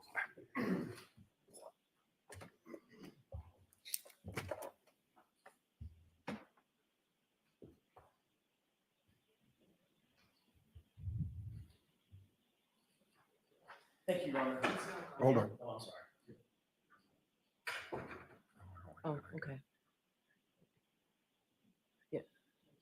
Okay, yeah, you cannot hear in that background. No problem. I appreciate you giving us the opportunity. Your Honor, it's very clear that these videos are highly, highly relevant, given the sanitized testimony that this witness has tried to present to this jury. He's indicated that he's never been in a fight, doesn't have any violent proclivities, he doesn't have any violent tendencies. It's not in his countenance to do this. Mr. Lally opened this So door. you only got that through the voir dire. Understood. Okay, so the violent tendencies only came in through the voir dire. Well, that's not true. But in front of the jury, he said, "I've never been in a fight." Okay, but that specific question, you said violent tendencies, it was unobjected to, but that was voir dire. Understood. Understood. Mr. Lally clearly opened this door yesterday. He presented a photograph or a series of photographs with this witness's family. His arm draped over his aunt. He's with his mom, looking very, very family-oriented, etc. And Mr. Lally went further than that and specifically said, "I want you to take a look at your face, your hands, and your extremities. Do you see anything unusual or odd about that?" That's why I believe the court allowed, based on the testimony today, allowed the photograph in February of 2022 of the actual photo that cannot be manipulated. It's in the hands of a third party of the busted and injured knuckles on this witness's right hand. He then said, "I've never been in a fight." Those two videos belie that testimony. There is no way to look at those two videos and say, this is not relevant to the issue of whether or not he has been in a fight. But tell me how whether he's been in a fight is relevant to an issue in this case. That's what you have to do. Because the police should have, the Massachusetts State Police should have, if they were doing their due diligence, they should have investigated this young man. They should have investigated every single person that was in that house, in or around the home of where John O'Keefe was found, the Albert home, and they didn't. They did nothing to investigate whether or not there was someone in the house who tended to fight, who wanted to get in physical altercations, who had a propensity to get in physical altercations, who was a fighter by nature, who threatened to fight, who threatened violence. That's what this young man has indicated he does constantly.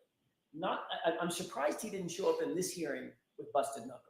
So does this go to your third party culprit defense? It goes to both. It certainly goes to Bowden, but yes, it also goes to our third party culprit defense as well. This is a focus of, I believe this should be a focus of the jurors' attention in terms of, is there a third party who could have done this that evidence points to that may have done this? Absolutely. This evidence, what we now have, points directly in that it's focused in that direction. So yes, both it should have been investigated, and Colin Albert is somebody that the jurors should focus their opinion on or their attention on to determine whether or not he could have or was involved in the death of John O'Keefe. All right, Mr. Lally. Yes, Your Honor. Commonwealth would submit did not open the door in reference to this, showing a photograph of someone and what they physically looked like. There was no suggestion. The only questions that were asked about fighting or anything of that nature were by counsel. So counsel thinks he opened his own door. I don't think that's exactly how that works. This is nothing more than rank speculation. It has nothing, bears no relevance whatsoever to this case. You're talking about something that is dated at least a year, if not two, prior to the incidents in this case. But You're what talk- if it's as Mr. Jackson pointed out, the prior testimony, his senior year, which is, of course, is much closer.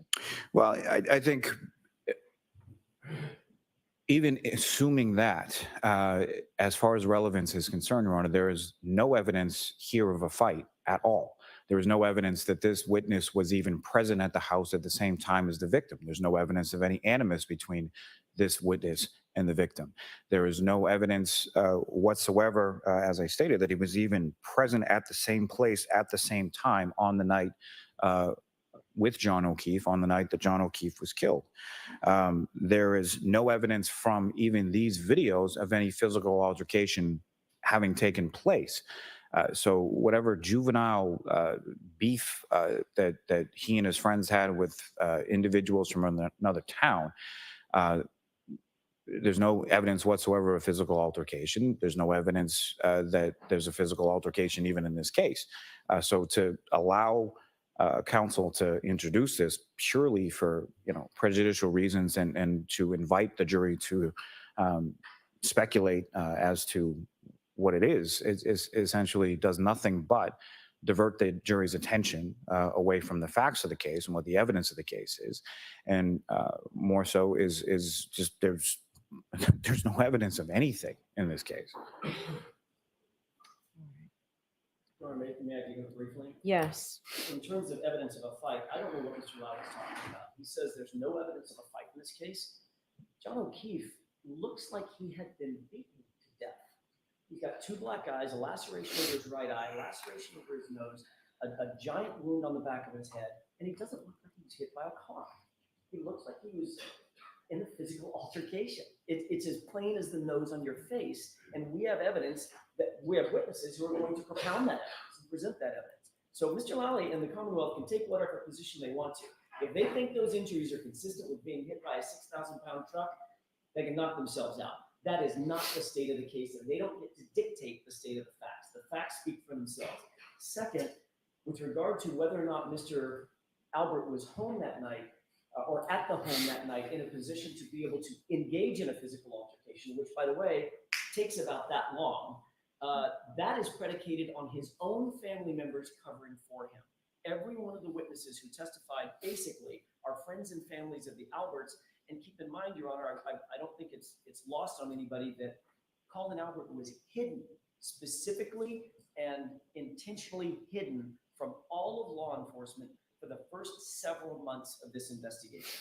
Nobody was willing to even say he was at the house. That is highly, highly suspicious. Given the gravity of what we have now, I would take an issue with one thing Mr. Lally said. He said this diverts the jurors' attention. I would agree it diverts their attention. It diverts their attention to somebody who possibly could be involved with this, who was not properly investigated. And I'll submit. Okay. So may I have those 2 flash drives, please? Yes. No, I was asking Madam Courtney. All right. So I will. Why don't we take a 15-minute recess? I'll look at these and then we'll come out. All right.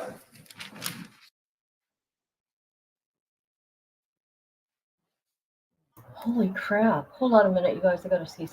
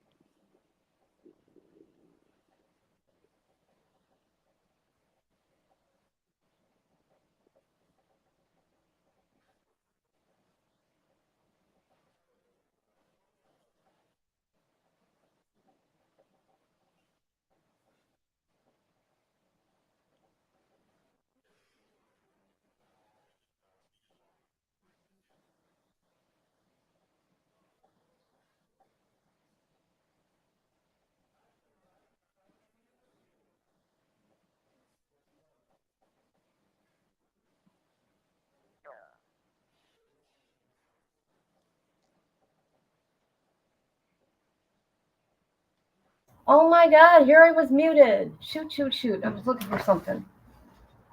I'm gonna go back because I want to look at that picture. Yeah, that picture's interesting. Kit, what do you think of the judge? Because I don't know Hold very on. much about her. I'm trying to find the picture.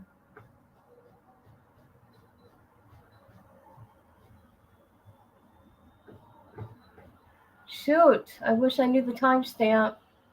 Oh, You're getting there. I'll fuck you all oh, No, keep going. no, I'm listening. Okay, and the next one, please.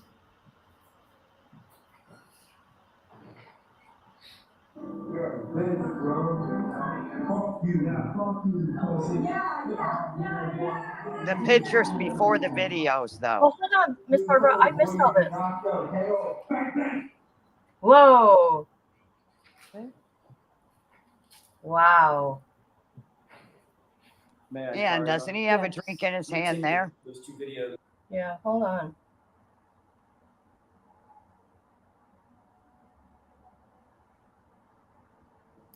You. Good luck.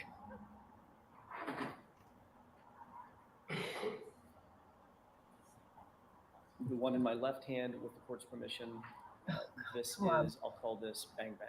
It's hard to rewind and get the perfect spot on a laptop. All right, thank you. Let me see it. All right, so play GG first, please. It's before the videos, and it's on the TV. They have it on the screen, and it shows his hand. Yeah, but it's hard to back up. That's what I'm saying. Oh, On a, it's not as easy as it is on a phone. well, you know more than I know. Well, that's why I'm telling you. Yeah. I'm telling you.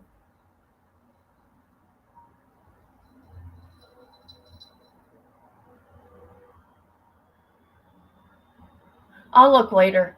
I'll look Yeah, later. you'll find it. That's too much. It's a really good picture of his hand, though. You Okay. just can't miss it. Oh. What do you think of the judge? I think the judge is biased and she shouldn't even be on this case. You want to know why?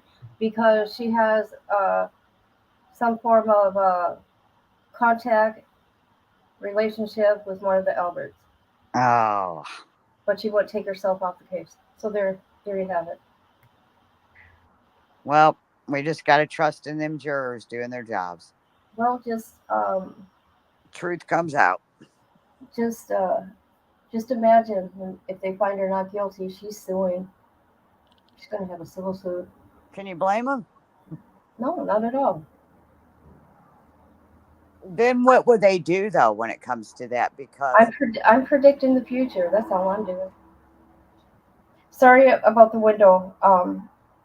It's open for Noah. what do you think of after all of this? Barbie is so much more than that. Let us show you. That shit scares me.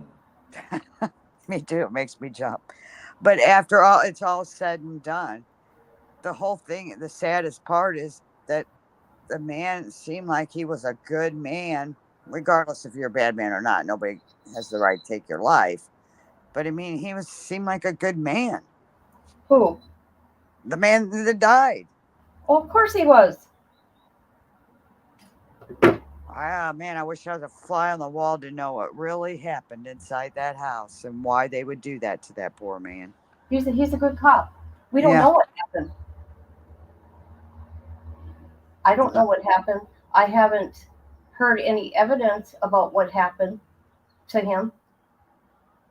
Where's the evidence? Did you see the pictures? They were been out for a while of his arm. Yeah, though. I seen him. That does make sense. It did look like a dog mark bites and stuff. Well, an FBI agent was going to testify about that, and the judge said nope. So there's that. And then the other part too is, why did they get rid of the dog? The lady said on the stand the other day that they got rid of the dog after 6 years. And the house. Yeah. Now, why would you have a dog that long and then all of a sudden you got rid No, of him? this And is she kept saying, no, we rehomed him. no, this is what's crazy. They said on the stand that dog was very protective and it's with people and whatever and very protective. However, they're saying the person that got the dog in Vermont is an elderly person as a companion. Okay, so you're gonna have a dog that's violent with an elderly person? That don't make sense. No, it don't. Well, if she's found innocent, then what will they do? Something happened to him. They shouldn't have just zeroed in on her. They had tunnel vision just on her, and I don't know why. But That I'm not. famous word that we know. I'm not a cop. I'm not a detective. This is just me speculating. Yeah, just our opinions. That's it. I'm careful with my opinions, though. Okay, Grandma, I'm jealous. I don't ever do any self-care like that. Ever for myself. Oh, good for her. Yep. Enjoy your day, Grandma. Because she cooked all day yesterday, didn't she? Those pains in my chest are bad. Oh. Yeah. They gotta find out what's going on. Well, I know that my right lung, the middle lobe, is collapsed. Ooh, that's painful. Yeah, it is. When I had pneumonia, my left lung collapsed. Now they said it's got 2 legions in there and want me to go get it checked out. It's like, no, I'll see ya. They thought I was having a heart attack the other day. They made me go to the hospital, and I didn't want to. And I said to them, I go, I'm fine. I go, I'm not having a heart attack. You think you're having anxiety attacks? I got a lot going on in my life. No, I know what an anxiety attack is, believe me. Yeah. My pulse was 151 over 91. My pulse was 145. Oh, that's right. I saw that. Mm-hmm. Oh, yeah. You got to take care of yourself, Kit. I'm trying. I But know. stuff keeps coming up. It's like when it rains, it pours. Yeah, well, I have been told that the devil only comes after you in seasons. Your season's almost over. No, my season's been with me my whole life, unfortunately. No, it's coming to an end. Good things are going to start happening. I'm speaking them into existence. Well, I do too, but I mean, I make the best of everything, and I try to be happy every day, okay? Yeah. But I could tell some stories, just like you and other people. I shouldn't even be here right now. Me neither. And honestly, sometimes still don't want to be, but I'm fighting for my son. Right? You're on a mission. Who else is going to do it, right? His dad ain't doing it. Right. But I've met good people that are helping me. God's brought a lot of good people in my life that I feel blessed. It's not for the circumstances. Right. Well, just so you know, you're not alone, and you are a mother fighting. You're not a mother that's not doing nothing, doing any footwork. I'm sure it's hard. It is, but I can't imagine, so I can't even say. you do the same thing, though. I know you. Something happened to one of your babies, you're going to fight. Oh, everybody better watch out. Everybody. You don't mess with my kids or my grandbabies. It's like, well, if you're so upset with me and you want me to leave your town alone, then why don't you go talk to Caleb? Right. Well, at least you're doing it the right way. You ain't going to that town. You don't got bullhorns. You're not screaming at people. You're not yelling. You're not vandalizing anything. You're just sitting there with the sun. No, I That's just it. sit in my chair and I smile and wave at everybody who drives by. Because you're not going to get nowhere. I'm just saying out there if you're doing that kind of stuff.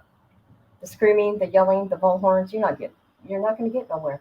No I one's don't going to want have to to. talk to My you. signs say it all. So I I know, feel but like no I one's don't. going to want to talk with you or work with you if you're going to act like that. I'm not saying you. Right. I know what you're saying. Well, I've met a few people that I couldn't work with because that's what they were doing. Yeah, yeah. I would distance myself from that because it's Yeah. taken away from your justice. I feel like it takes away my integrity, and I can't. Right. I get that. Oh God.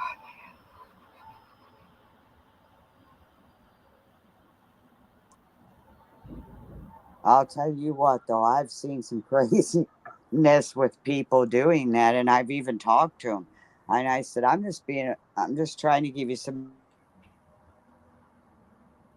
Walked by and saw you doing that, I would pay no attention to what your cause is. I just wouldn't, because I would not want to be involved because you know what I mean. Yeah, because like with me, I wouldn't go screaming at these people. I would come within the logic way, the legal way, the right way. I mean, I'm sure I'll go through ups and downs of anger if that happened to me, but I would put that anger somewhere else, not towards someone. You know what I mean? Right. That's what I try to do. No one, people don't know what goes on behind the scenes except for you. Right.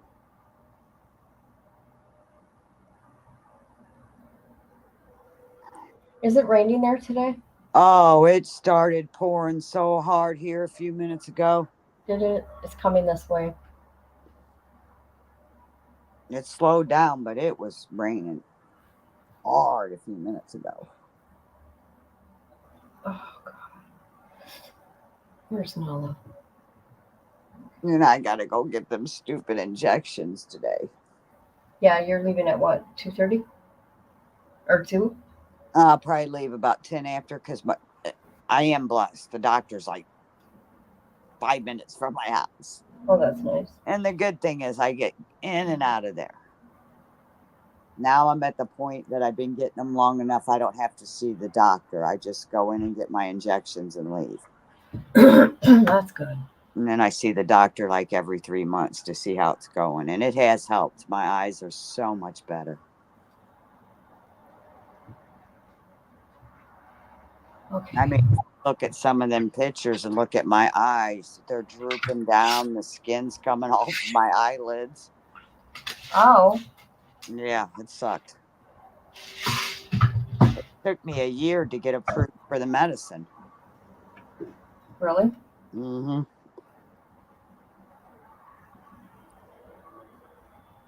So I'm pretty excited for tonight. I am too. I'm excited Yep. for tonight. Yep. Because this is all something new and it's going well so far. And we just gotta watch our words. I know. Yes. Telling you. But I'll tell you what, you know what? We have gotten so far. Yes, you have. No, we, not me. We. No, you. I'm just taking along. Yeah. Bobby Boone and all them like you. I know they do. I wish they would talk to me. I know. would. They I don't even have told to. him. I even told James Wade. I said, "You should get it." He brought you up, so I thought, well, you know what? She's very fair. You should get on there and tell your side of the story if it's different than ours. I said, Well- because I'm not going to lie to you. I've dogged you out. He just looked at me. Well, you know what? If it was me, I would be sticking up for myself. I'd be Me like, too. hell no. Hell no. Especially if I wasn't guilty. If you Right. know you're not guilty, I'd get up there and I'd start telling my side of the story. Yep. Put, rumors to rest. Yeah. Otherwise, this leaves people speculating. Right. If they just get on there and answer your questions, maybe you'd quit. Well, and look at, Caleb, and that's the sad part. He won't even talk to you. You've known him since he was a little boy. Yeah, it's pretty sad. Because in the beginning, I was taken up for him. I was. I did not want to believe he'd ever do anything to little Timmy. You know, he was little Timmy to us all. Because it took Timmy a while before he got a, growing spell. So if you look at the pictures when they were little, Caleb's a lot bigger than Timmy, but they're the same. Oh, he was a chunky boy. Yeah. Oh, yeah. Caleb's always been a chunky boy until them last pictures.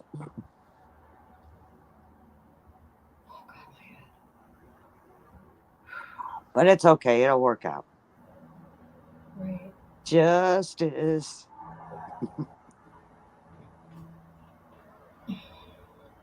Okay, come on, come back. I'm impatient. I am. Yeah, at least they clean their fan, though. Yeah. They're not Amanda- making it look at a dirty fan. Amanda likes that fan. Don't you, Amanda?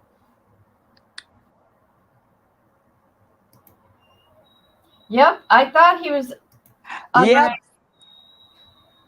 That's why. Well, I in said, that video, he's got a beer in his hand, and he says he was a sophomore in high I school. don't know. I missed it all.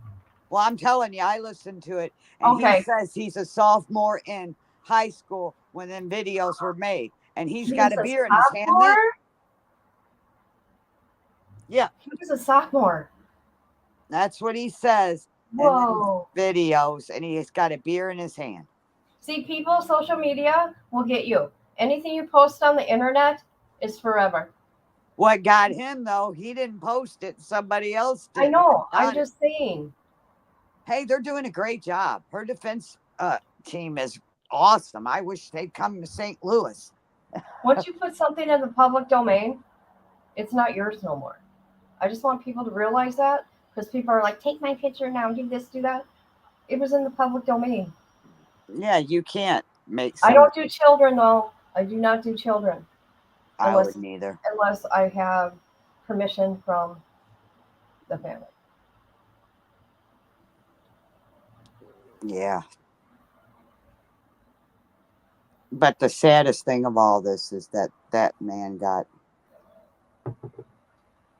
is not here for them kids anymore. You know, them kids are destroyed, missing him. It's just all this is so sad. Oh God. Because when you kill a cop, you're gone for life. You never get out. Right. And that's the way it should be. Right. And if you're a cop doing wrong, you should be held accountable. Yep. But there's good cops, and John seemed to be like a really good cop. Well, Grandma said he's just 21 now. Who was letting him drink? Yeah. Kind of sounds like the Murdochs case. Yeah, that was crazy. They let their kid drink out all the time.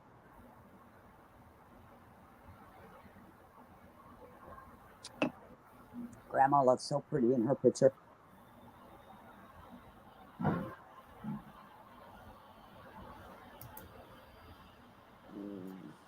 Oh, come back. Listen, come back. Well, do you got anything you need to do while you're waiting? Yep, I'm cleaning off the table right now. I gotta get shit done around here. Ooh, but I haven't been able to get anything done because of me being ill, and I can't lift things. It just sucks. Because I'm not going to go in details what's wrong, okay, people? Yeah, but even everything that's going on, and even going through this, what you do, you have to step back sometimes and need a break because it's a lot. Well, I'm okay. I usually take my break every month, but now I got some sad stuff. I know. I mean, I've been praying for you. once it hits your family, it's a totally different ballgame. Yeah, it is, because I'll tell you what, I've seen missing persons posters all the time, and I had empathy. But boy, when I had to make them signs with my son's picture on it, it was a whole different reality. That's all I can say. Yeah, he had a tough time. did the signs for, I actually will see counsel. It's out there. I wasn't sure this was coming through. Here we go, people. I'm gonna start up.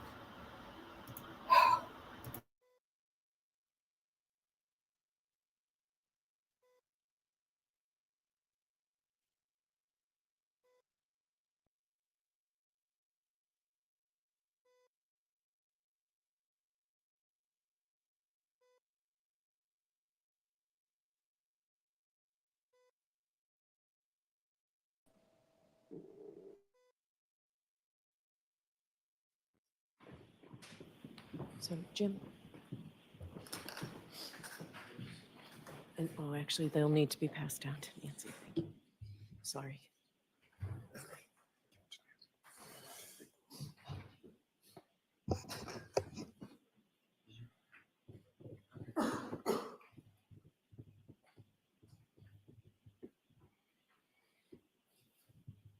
Okay, the witness can take the stand, please.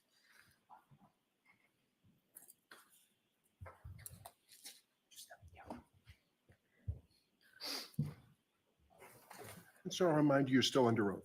Right, so Mr. Jackson, Madam Court Reporter has two marked for identification. Are you moving to introduce those into evidence at this point? With the court's permission, yes. Okay, so let's wait a minute.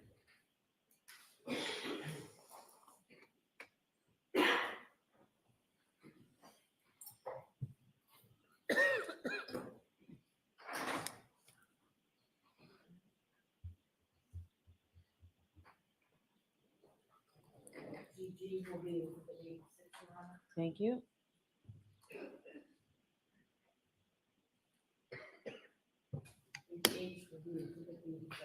Thank you.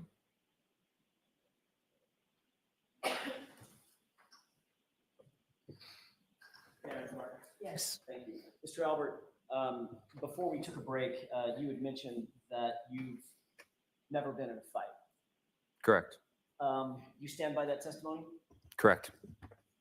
I'd like you to take a look at the video. It's been marked for, sorry, it's evidence number 86. I'm going to play this short video for you, and then I'm going to ask you a couple of questions.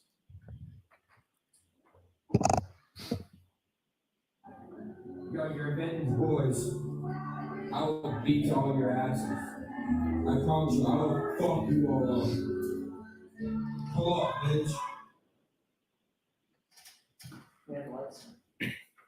Did you recognize what was depicted in that video? Yes. Who was that? Me. Approximately when was that video taken? Around my sophomore year in high school. Sophomore year or senior year in high school? Say around my sophomore year in high school. Why do you say your sophomore year when you previously, well, let me ask it a different way. Did you previously testify at a different hearing back in July of 2023? Yes. You were asked about this video, weren't you? Yes. You were asked about another video at the same time, correct? Correct. And in that hearing, you said you believe that was taken closer to your junior year or senior year in high school, correct? Correct. And that was under the oath? Correct. Same oath that you took here? Correct. Closer in time to the events in question. And at that time, you said your junior year or senior year in high school, correct? Correct. If it was your senior year in high school, what year would that have been? 21, 22. So 2021, 2022. Going into 2022, correct? Yeah. The same year that John O'Keefe passed away. Correct.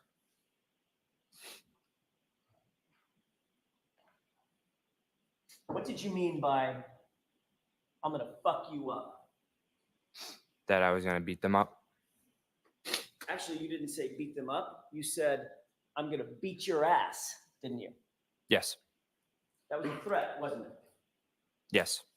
It was a threat directed at some other individuals with whom you had some sort of a beef or a problem. Correct. And your resolution of that problem is, I'm going to fuck you up, I'm going to beat your ass, right? Correct.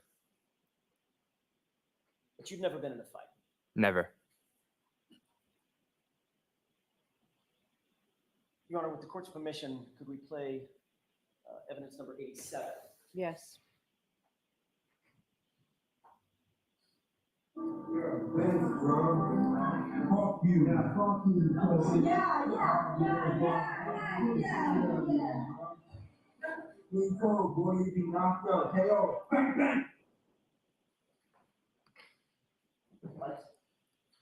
May I inquire? Yes.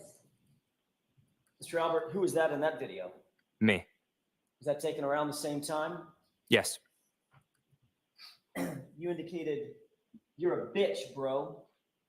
Right? Correct. Was that a threat? Yes. More of an insult? Yeah. More of an insult. Calling someone out? Yep. Making them feel bad? Yeah. Prompting them to maybe fight? Objection, Your Honor. Yeah, I'll ask that question differently, Mr. Jackson. Also called him a pussy, didn't you? Correct. Derogatory comment? Correct. And then you said KO, bang, bang. Right? Correct. What's KO mean? Knockout. And what does bang, bang mean? I'm not sure, honestly. You were just talking about knocking somebody out. Correct. And the bang, bang just sort of flowed. Exactly. Was that a threat? Yes. And these threats that we've just talked about, that we've just seen, these are threats of physical violence, right? Correct. You're not threatening to hurt their feelings or send them a mean text, right? No. You're threatening to kick their ass, right? Correct. To get physical, right? Yes. To ball up your fists and beat the shit out of them. Objection. Can you answer that? Will you answer that, please? Yeah. Can you repeat the question? Probably shouldn't.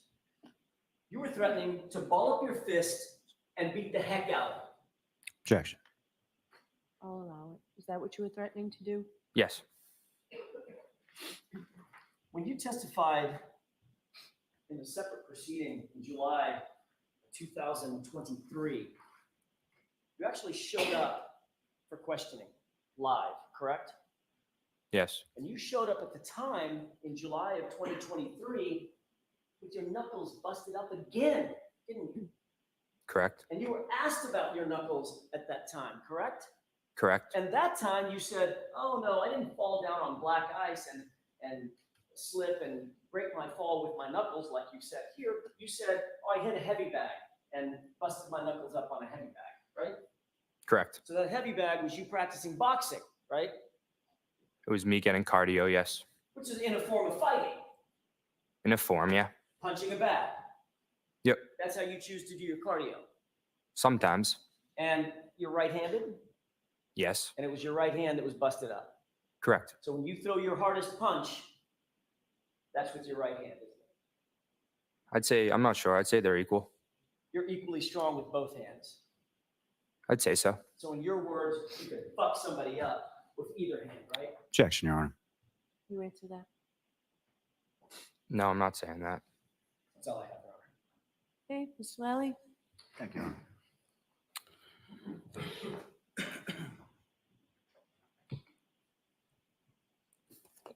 Your Honor, just before I begin, may we approach? Okay.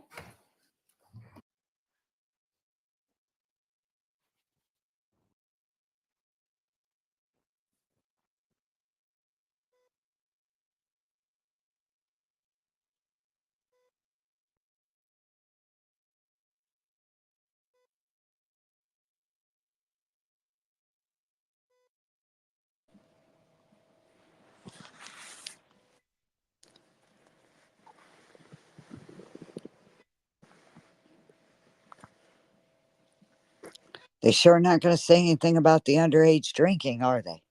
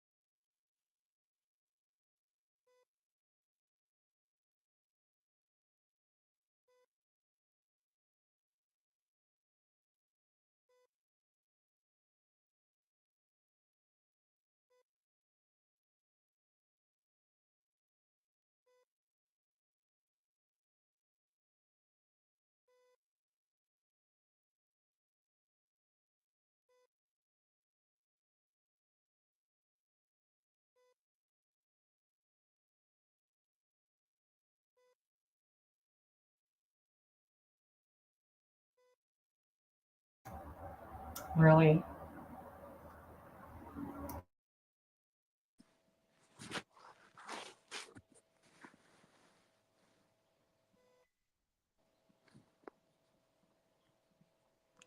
Man, Kit, why can't I have that lawyer? Right? But believe me, when things go down, you'll see what's going to happen. Look at how many people now know the case just starting this year alone. Yeah, that's true. Yeah. But that's how news stations are. They pick whatever story what will bring them. Yeah, well, I don't care who you are, you can always go down No, I'm just saying. eventually, right? No, I'm just saying. Where were they in the beginning when you were asking for help? When people were trying to contact news stations for you, only one covered his case. Yep. 4-minute clip. I think they've got something to do with the news channels. I think they tell them not to cover anything that goes on there. I have no idea. I don't know. That's just an opinion. I don't know. I don't live in that state, thank God. Hey, So, I'm not staying in this state after I get justice. I've I'm heard not. other family. Yep, I've heard other families say the same thing. You know who I'm talking about. Yeah, I know. Oh, here we go.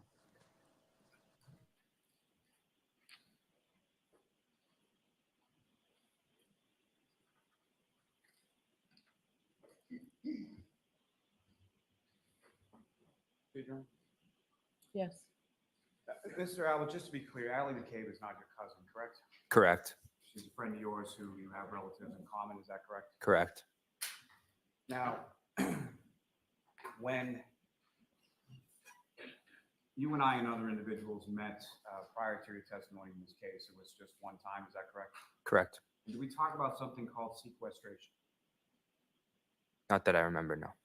Did we talk about having conversations with other witnesses while the case was pending or going on? No. Now, you testified when you were asked on cross-examination that you haven't had any conversations with any other witnesses, you haven't watched any coverage, you haven't done any of those things, correct? Correct. Was that at my instruction? No. Is that something that you've done at any point in time as far as talking to any other witnesses, including your parents? No.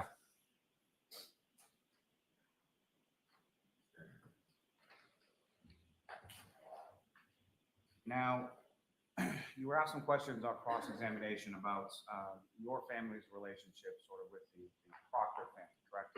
Correct. And taking the Proctor family as it was put as sort of an entity, what I'm going to ask you about is purely about Trooper Michael Proctor. How many times have you seen him in your life? Maybe 5, 6 times. And when about would those be, and what would the nature of those interactions? Other than when I got interviewed last time with Trooper Proctor and one of his partners. Other than that, I didn't see him for years, I want to say, since I was a young kid. And when you were a young kid, just so we're clear, as far as young, how young is young? Maybe saw him. I could have seen him at like a football game or something, but other than that, like pretty young, like 12, 11, 13 years old.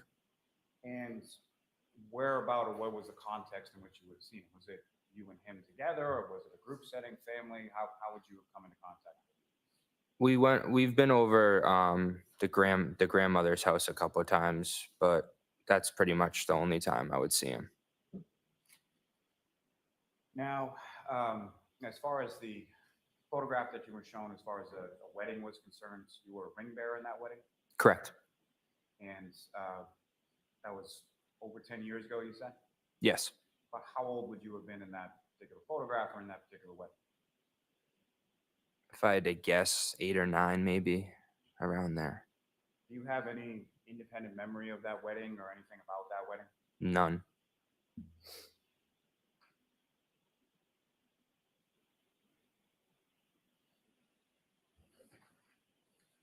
And as far as your family being close again, sort of Proctor family as an entity? Is your family close with all of the Proctors, or is your family close with Courtney Proctor, or is your family close with Michael Proctor? Mostly just like my aunt and my mom's friendly with Courtney, I'd say. Not really close with Michael.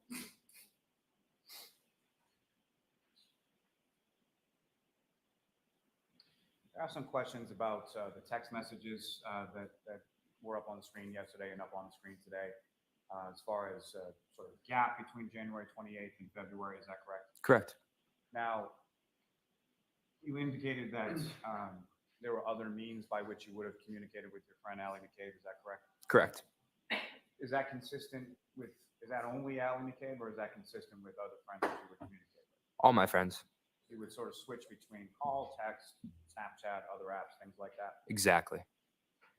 And the top of that screen was the text messages regarding picking you up from 34 Fairview on January 28th or 29th, correct? Correct. Do you have any idea when the last time was? The text before that, was it days, weeks, months? Not sure. That period sort of, Thank you.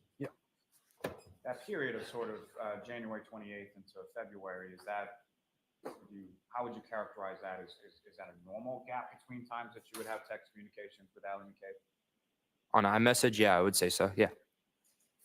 And from photographs that you were shown yesterday during your direct examination, when I was asking you questions, those were photographs from February 11th of 2022, correct? Correct. And Ms. McCabe was present at the house for your cousin Jack coming home from the Marine Corps as well? Correct. You saw her on February 11th, correct?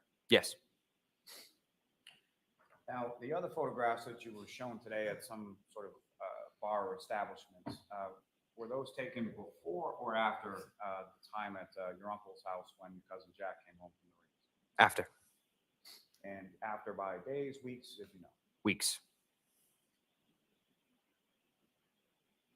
Now, with regard to questions you were asked about injuries to your hand, those are two separate incidents, one in February when you slipped on ice, is that correct? Correct. And one in July when you had struck a heavy bag, correct? Correct. And when you struck a heavy bag and got sort of injuries on your hands, were you wearing anything on your hand when you hit the heavy bag? Nothing. Nope. Have you received any sort of training in boxing, taking classes, anything like that? Never. So it's something you do as part of your workout, correct? Correct. And you're an athlete, correct? I'd like to say so. Yeah. You played sports in high school, correct? Yeah. And at least at the beginning of college, you played sports in college, correct? Correct. Now, you were asked about things about that February 26th photo at, I forget, was it Fenway Johnny's? Is that where it was? Correct. And you were asked about control over the photograph, correct? Say that again. You were asked different questions about your control over what you could do or alter with respect to the photograph, correct? Yes. Correct. Ultimately, though, you were in control about whether or not you were photographed, correct? Yes. Nobody forced you to go up and pose with your friends or anything like that. Nope.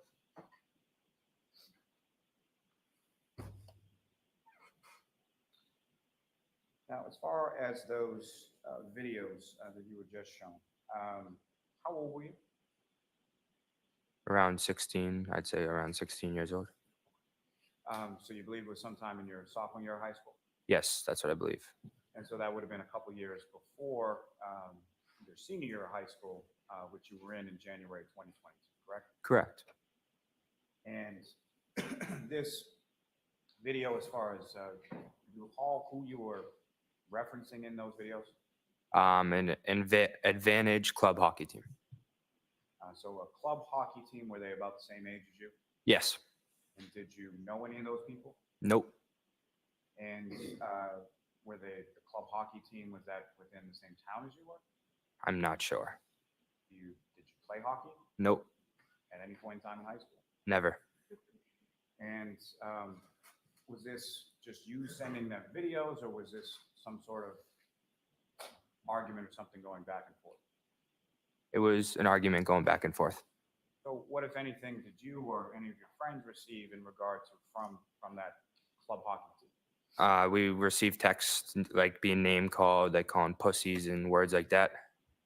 So do you recall which came first as far as the text or the video? I do not recall.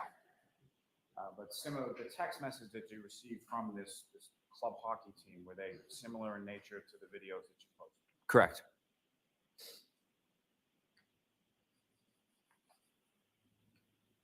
Do you recall what the argument was about with this other group of kids from this club hockey team? Yeah, it was the girls in our friend group. A couple of the girls in our friend group like hung out with them a few times. So like all my guy friends got a little salty about it. So that's why we kind of sent videos back and forth. So you were teenage kids arguing about girls, correct? Exactly. And at any point in time, did your friend group and this club hockey team ever meet up at all? Never. Any sort of physical altercation or anything like that? Nope. And you indicated that you've never really been in a fight except for with your brothers, correct? Correct. And when you would get in a fight with your brothers, how old were you then? Younger, I'd say. Yeah, younger. Younger, like as young as you were when you were a ring bearer in somebody's wedding? Yeah. Now, with regard to John O'Keefe, your neighbor who lived a couple doors down, you ever threaten John O'Keefe? Never. John O'Keefe ever threaten you? Never. You ever get in an argument about girls? Nope. Any animus or any conflict that you can recall ever between yourself and Mr. O'Keefe? Never.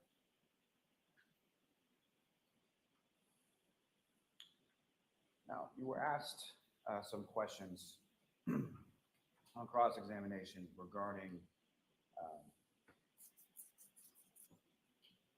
whether or not you've been thinking about this case for the last 2.5 years. You recall that? Yes. And you indicated that you had not, correct? Mm-hmm. Correct. Sorry. And you had indicated in your testimony in response to that questioning, essentially not until people were writing things about you on the internet, correct? Correct. You expound upon that. Can you explain to the jury sort of when that occurred and what were the things that were being written about you on the internet? I'd say about a little over a year. It started when people on Twitter, Instagram, social media were just coming at my family, calling us murderers, harassing us, showing up to our doorsteps, our sports games. I mean, we couldn't leave the house without people taking pictures of us, and it's very terrible. And how long has that gone on for? The past year and change, a couple months. Past year and a couple months, I'd say. To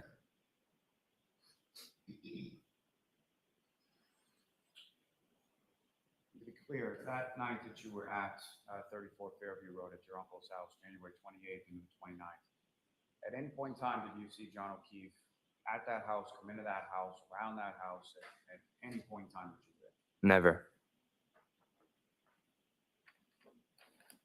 Nothing further.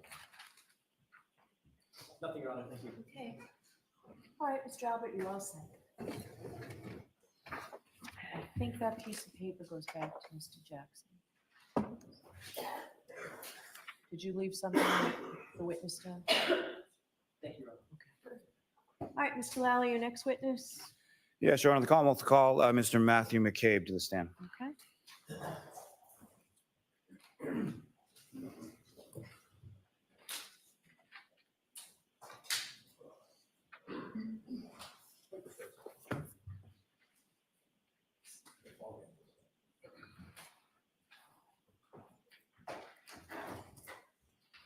Step right up.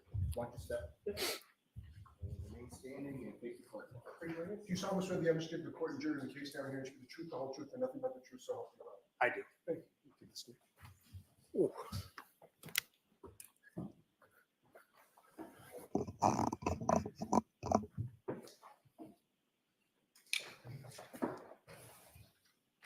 All right, Mr. Lally, whenever you're ready. Your Honor. Good morning, sir. Good morning. Good morning. Would you please state your name and spell your last name? Matthew McCabe, McCabe. And where do you live, sir? Canton, Massachusetts. And how long have you lived in Canton? I'll be 20 years this coming June. And during the time that you have lived in Canton, have you lived at the same place or have you lived at different places? Different places. So where do you live currently? currently, how long have you lived there? Currently, I will be 10 years this June. And where did you live prior to that? Prior to that, you want the physical address? Yes. 15 Sutcliffe Ave. I was there for 10 years as well. And with respect to both locations, who, if anyone, you live with? I live with my wife and my 4 daughters. And what is your wife's name? Jennifer, And how long have you and Jennifer McCabe been married? 22, so 23 years in August. And you have 4 daughters, is that right? That's correct. And how old are you? I'm 49. I'm sorry. Oh, my daughters? That's okay. Your daughters, how old are your daughters? 20, 18, 16, and 15. And your oldest daughter is Allie McCabe, is that right? Yes, that's correct.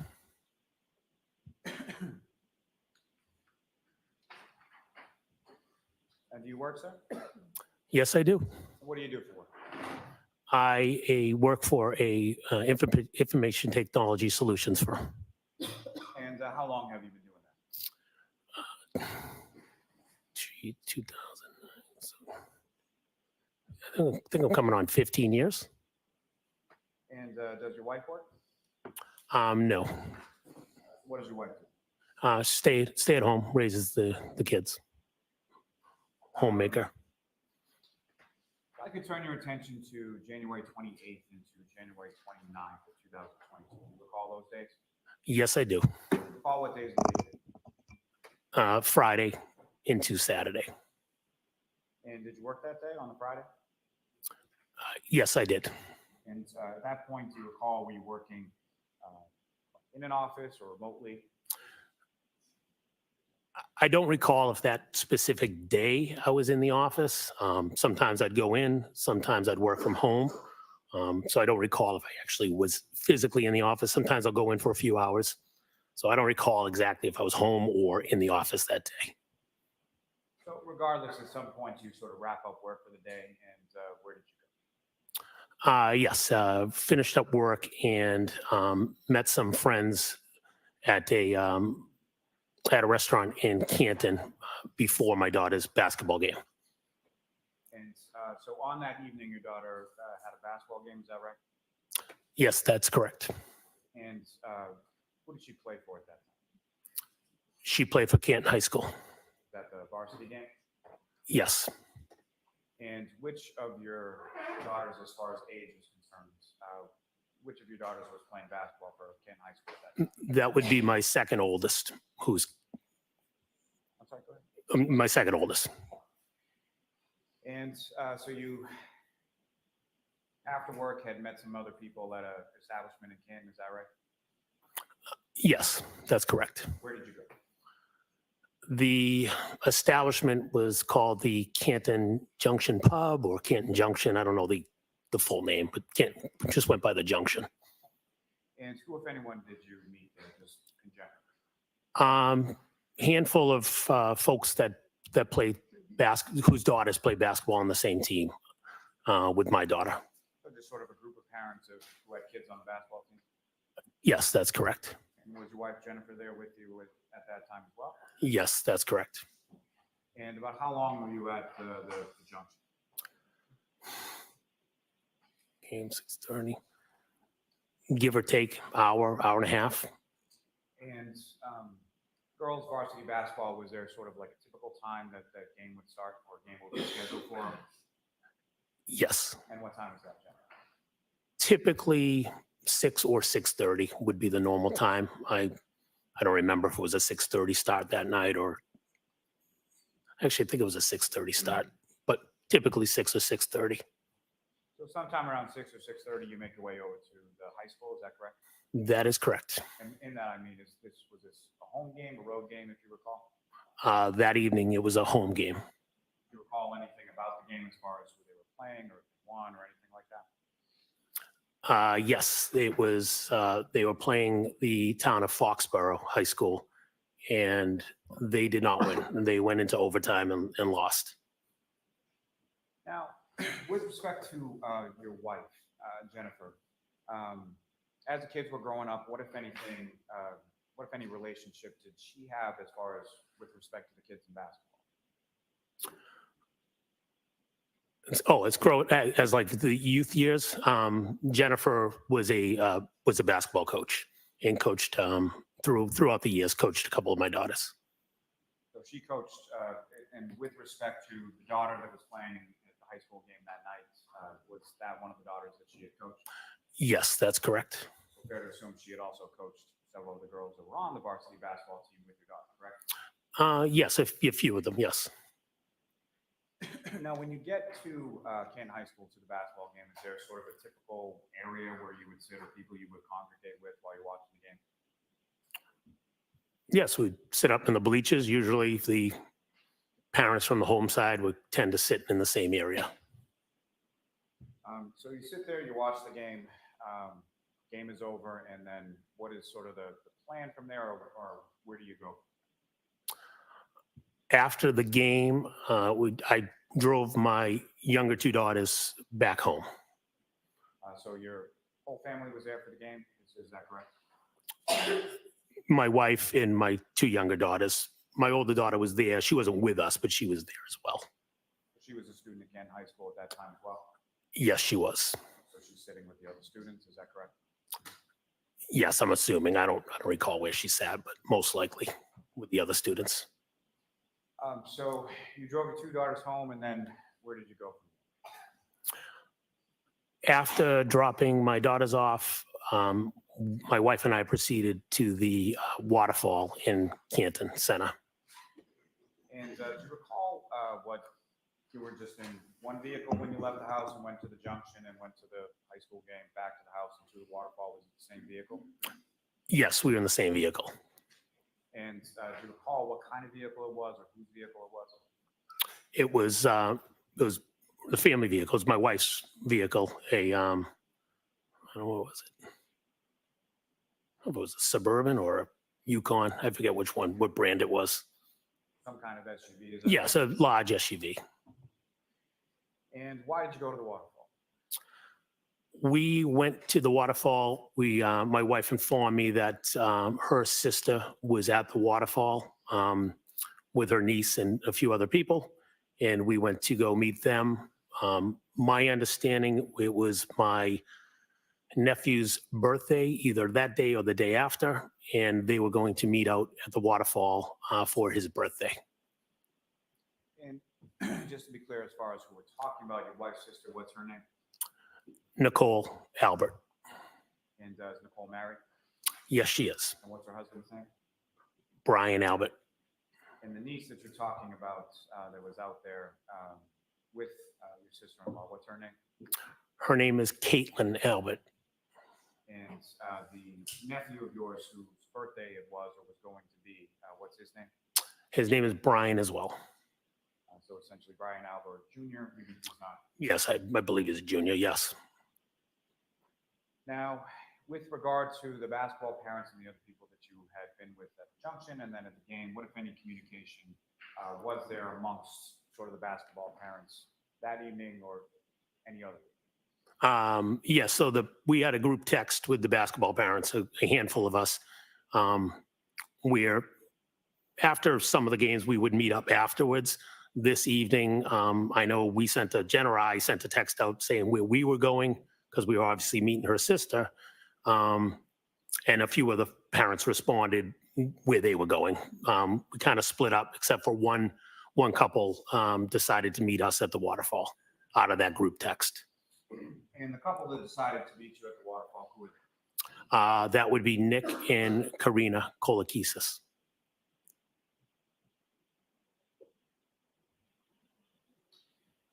When you arrive at the waterfall,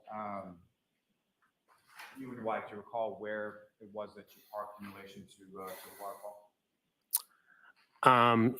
Yes, if you're looking at the front door of the waterfall, we were parked in the parking lot down the left. And the waterfall sort of shares its parking lot or its establishment with a condo complex, is that correct? That is correct. So you park somewhere in that parking lot? Correct. I parked in the parking lot, yes. And when you came into the waterfall, who, if anyone, did you see there, and then where did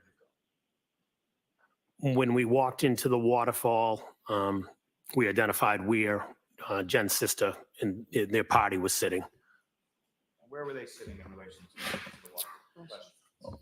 When you walk in the front door, I believe there's 3 long tables that are set up. We passed, they were in the 3rd table, long table closest to the bar. Across from, there was also a band. They were right across from a little band. There was a live band there as well. Yes, there was. Now, prior to you and your wife entering into the waterfall, do you recall what, if anything, you did, or who, if anyone, you were talking to in the parking lot? Yes, on the car ride from my house to the waterfall, and while I was in the parking lot, I was talking to a friend of mine on the phone. And do you recall just generally what the conversation was about? Yes, I do. And what was it about? It was about my daughter, my oldest daughter, Allie, who we mentioned. It was about her hockey team and her hockey coach. I was talking to one of the hockey coaches. And when you were talking to this person, this is inside the car, is that correct? That is correct. And despite it being sort of a wife's car, was your phone hooked up to the speakers? Did you have a Bluetooth or anything like that? I don't know if I connected mine to the Bluetooth or not. I don't recall if I was connected to the Bluetooth or not. I know my phone connects, so possibly. I don't know for sure if it was 100% connected that evening. Now, with respect to it being your wife's car, is there, when both of you are in the car, is there sort of a default as to which of your phones would connect to the Bluetooth, yours versus hers? If look at it that way, it would be my wife's because it was her car. So the car would probably recognize her device over your device, correct? That is correct. Now, Actually, I started the call definitely on my phone because my kids were in, I was on the call for a while. So I think I had my kids still in the car when I was dropping them off. So I wouldn't have them listening to the call. So I must have been on, again, I don't remember, but I must have been listening on my, holding it in my hand. and when you come into the waterfall, do you recall about what time that was? 9 o'clock, give or take a couple minutes. And again, you come over to a table closest to the bar, and who's in the group when you get there? When we arrived, it was Nicole, Caitlin, Caitlin's boyfriend, Tristan, Chris Albert, and Julie Albert.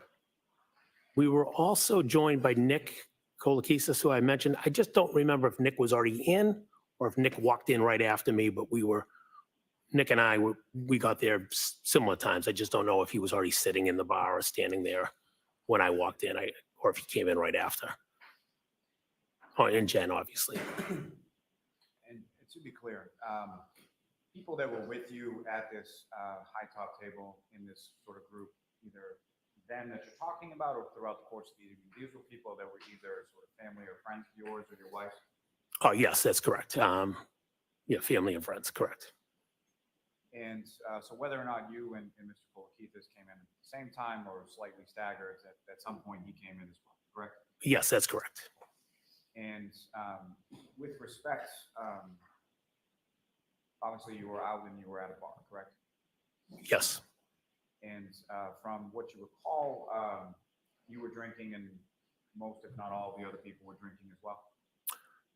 Yes, yeah, everybody at the table, to my recollection, was drinking.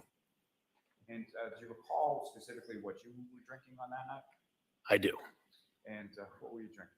I was drinking vodka with water and a splash of Crystal Light.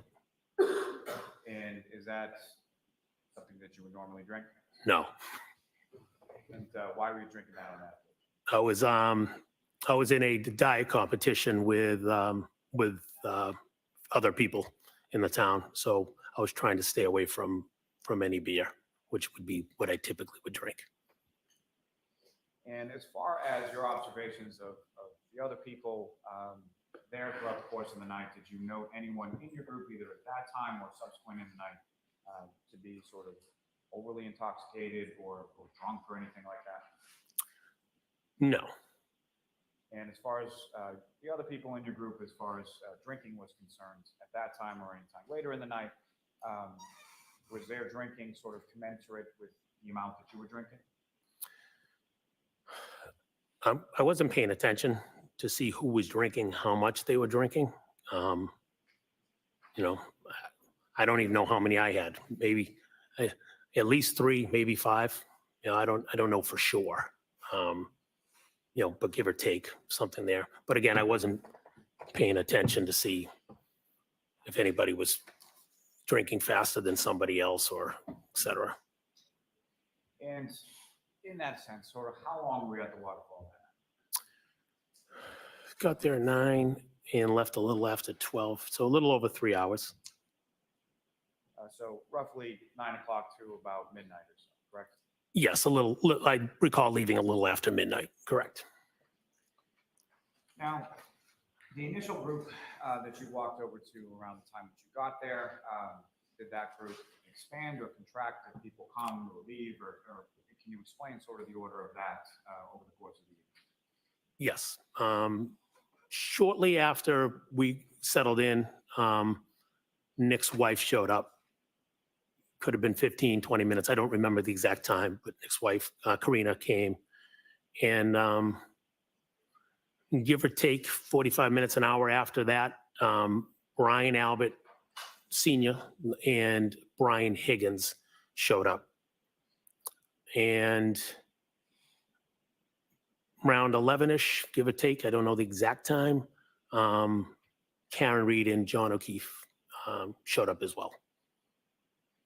Let me ask you a little bit about some of those other, but let me ask first about, as far as Caitlin's boyfriend, Mr. Morris, how long was he there that night? I don't recall how long he was there. I do know he left. He had mentioned something about working that evening. There was obviously a snowstorm coming in that evening, and he had mentioned that he was going to go home for a little bit before he had to go out and, I don't know if he was plowing or. In Puerto Rico, we call ourselves Boricua, a unique name honoring the vibrant spirit of our people. When you experience our island, you'll find that spirit in yourself. Yes, that's correct. And Christopher Albert's wife is Julie Albert, is that correct? Yes. And she is also friends with your wife, Jennifer McCabe, correct? Yes. And been so for years, as far as you know? As far as I know, yes, they've been friends for years. Now, you mentioned someone by the name of Brian Higgins. Did you know Brian Higgins prior to that evening? Yes. I mean, how did you know? I had met Brian a few times, social settings. I recall meeting him at the Junction one evening. I believe I met him at a graduation party. I don't know how many times I met Brian, but I met him maybe 3, 4 times. I don't know exactly how many. So I knew who he was. You knew who he was as far as he was friends or friendly with your brother-in-law, Brian Albert, correct? Yes. And that's how you knew him, was through Brian Albert? Yes. And do you know where Brian Albert Sr. and Brian Higgins had been prior to them coming to the waterfall? Yes, I was informed that they were in New York, coming back from New York from a funeral of a New York police officer. And both of them, as far as you knew, Brian Albert Sr. and Brian Higgins, they were in law enforcement, is that correct? Yes. Now, you mentioned that at some point around 11 or so, John O'Keefe and Karen Reed came into the waterfall, correct? Yes. And just to be clear, when you speak of Karen Reed, that's someone that you had met prior to this evening as well? Yes, that's correct. And clarity purposes, for the record, do you see Ms. Reed in the courtroom today? Yes, I do. Could you just describe as to where she's seated or an article of clothing? She is seated at the table with her attorneys. You want me to describe her clothing? If you could. Black, I don't know, sweater, I'm not sure, dress. Just as a record reflect that identification. Yes. Now, with regard to Mr. O'Keefe first, how was it that you knew Mr. O'Keefe? I've met John O'Keefe when he started to be the caretaker for his niece and nephew after their parents had passed. And specifically, you're referring to Patrick and Kaylee Furbush, is that correct? That is correct. So their mother and father tragically passed away, and Mr. O'Keefe then became their guardian, correct? That is correct. And when you met Mr. O'Keefe, is that when you were living at the house on Sutcliffe? Yes. And where was that house in relation to where Mr. O'Keefe initially lived with his niece and nephew? Couple hundred yards, 2 different streets. It's a neighborhood with multiple streets. My house was on Sutcliffe. Drive down Sutcliffe, maybe pass 1, 2, 3, 4 houses. Took a right, and that was John. That was the street that the kids lived on. Maybe 4 houses up on the right. And with reference to, you mentioned that you had 4 daughters, is that correct? Yes. And were any of your daughters around the same age as John's niece, Kaylee? Yes, my 3rd daughter is the same age, same grade as Kaylee. And about this time that John had moved in this house, close to the house you were living on Sutcliffe, about how old was your daughter and his niece, Kaylee? Ooh, I believe it was kindergarten. How old would you be in kindergarten? 7? I don't know. I think kindergarten suffices. So fair Okay. to say they were very young, correct? Yes. And with reference to the kids, what, if any, beyond sort of being neighbors, what, if any, relationship did either you or your wife have with regard to Mr. O'Keefe and specifically his niece and nephew? I'm sorry. Just the Very door. long I was question, trying but to. let me see. No, the door was shaking, so I couldn't hear the end of it. So around that time that Mr. O'Keefe moved in with his niece and nephew and took over guardianship of them, Yes. what, if any, relationship beyond being neighbors did yourself and or your wife have with respect to Mr. O'Keefe and the kids? Oh, yeah, we had a good relationship, especially my wife. She was having the kids the same age, Kaylee and my daughter. She was very involved with helping him out, whether it's rides to various events. Throughout those years, I'd also coached Kaylee myself a couple times in soccer, and my wife also coached her in basketball. So play dates, things of that nature. Various times would go out with John, or he would meet up somewhere where we were. So a friendly relationship where, John was, in essence, acting as a mother and a father. And so you do a lot of communicating through my wife in regards to needing help and things of that nature. And in particular, his niece Kaylee and your daughter, who was around the same age, were they friends? Yes, they were friends. And about how close were they, particularly around that younger age? They were very close in the young age. Kaylee would spend a lot of time at our house, spend a lot of time sleeping over. So they were very close. And Kaylee in particular, was she, how close was she with your wife, Jennifer? Kaylee was close with Jen. Kaylee was mature, well beyond the other girls in regards to she was bright, and she was very articulate. So she could have conversations with the adults much better than the other kids. Having 4 girls, she was a bright kid. Now, at some point, Mr. O'Keefe and the kids moved from that house, and you also moved from the house on Sutcliffe, correct? That is correct. And do you recall the order of that? Was it you that moved first, or they that moved first?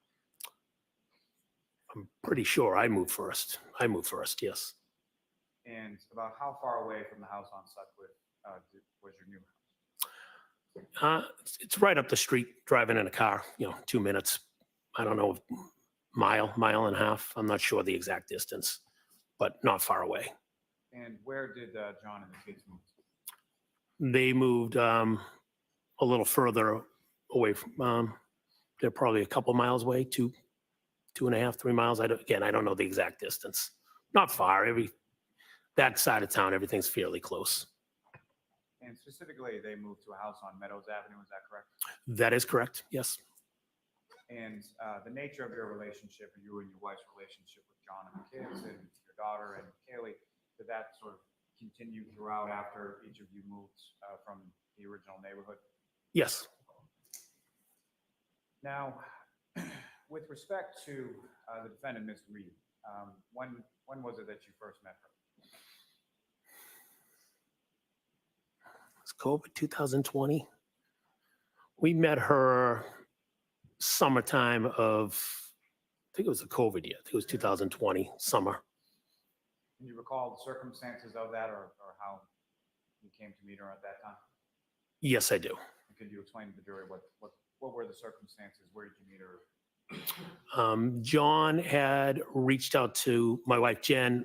It was on a Saturday. I don't know if they connected that Saturday or the Friday, but they connected. John asked if he could come by the house with the kids. We have a pool, so he wanted to come by with the kids swimming and wanted to introduce Karen to us. Specifically wanted to introduce Karen to my wife, Jen. You know why that was? Yes, because they were dating, and he informed my wife that Karen had MS, and my wife has MS. So he thought it'd be good for the two of them to get to know each other, could have conversations with each other, obviously both suffering from MS. How long has your wife suffered from MS? I'm gonna say, I think she's been suffering for a while, but I'm gonna say her diagnosis, maybe 9 years. I don't remember the exact date. I'm gonna say about 9 years. And so, Mr. O'Keefe, Ms. Reed, the defendant, and the 2 children came over the house that day, is that correct? Yes, that's correct. And about how often did you see Ms. Reed from that summer of 2020 until about the time of January 2022? I would see her. There was a couple other times that John and Karen came by the house with the kids, and also see her at sporting events, whether it was soccer or whether it was basketball. Would see her at events, whether it's practices, picking somebody up. I would see Karen around. And as far as you knew, or what, if anything, let me ask you this. As far as your relationship with Mr. O'Keefe, is someone he was dating or what was going on with someone he was dating's relationship, is that the kind of thing that the two of you would discuss? You're asking John and I if he would. No, John and I don't recall ever having any conversations about his relationships with me directly. And that applies to the defendant, Ms. Reed, or applies to any other relationship you had while you were friends, correct? Correct. Now, turning your attention back to the waterfall on the evening of the 28th, when Mr. O'Keefe and the defendant come in, where is it that they went in relation to the group at the high top when they first came in? They came in and immediately made contact with us, walked right over to our table. And when they came over to the table, what if anything happened when they came over to the table? Shaking hands, hugging.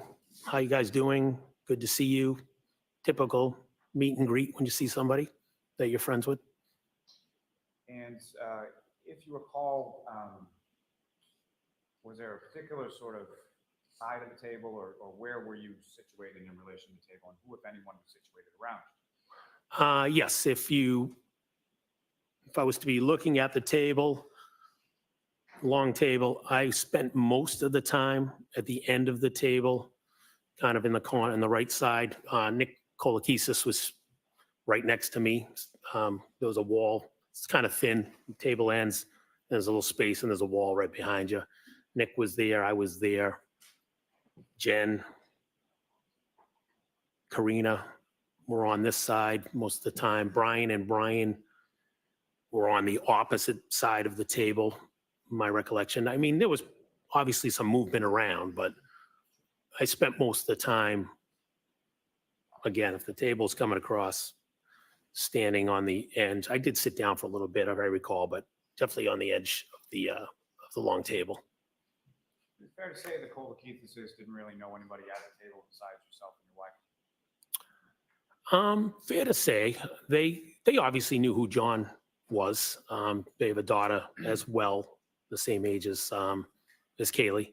I don't know if they hung out with them, but fair to say that obviously it was my family and was there, Jen's family. So yes, I'd say in general, correct.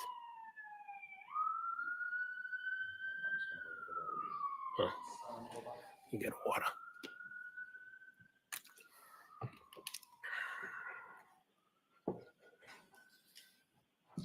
Now, sir, if I could ask, as far as Mr. O'Keefe was concerned, do you recall anything about what he was wearing that night? I recall a baseball cap, and he tends to brim it over a little bit, and shirt and jeans. I don't know exactly what he was wearing. Do you recall seeing him at any point in time with any kind of winter coat or heavy coat or anything like that? Not that I recall. If he had one on, he had one on. I don't recall it. And as far as his person, his features, what you could see, what, if any, injuries did you observe on him at that time? I did not see any injuries. And do you recall what John was drinking that night? I believe he was drinking Bud Light beer. Is that pretty typical for him? Majority of times I saw John, yes, he was drinking Bud Light. I do recall when he came to my house for that first meet, he was drinking Bud Light Limes, which I thought was interesting, but it was at a pool. And maybe it was a summer drink for him. I'm not sure. Fair enough. I think I gave him a hard time. Now, with reference to Miss Reed that night, what, if anything, did you observe her to be drinking or have? She was drinking a clear liquid. I just assumed it was a vodka soda or vodka something. And as far as the absent the Crystal Light, which I'll leave that alone for now, but absent the Crystal Light, was it similar to the drink that you were having that night? Yes, could have been vodka water. Exactly. I don't know. Now, do you know where the two of them, being Mr. O'Keefe and the defendant, do you know where they had come from prior to coming into the waterfall? John had said they were came over from across the street from CF McCarthy's.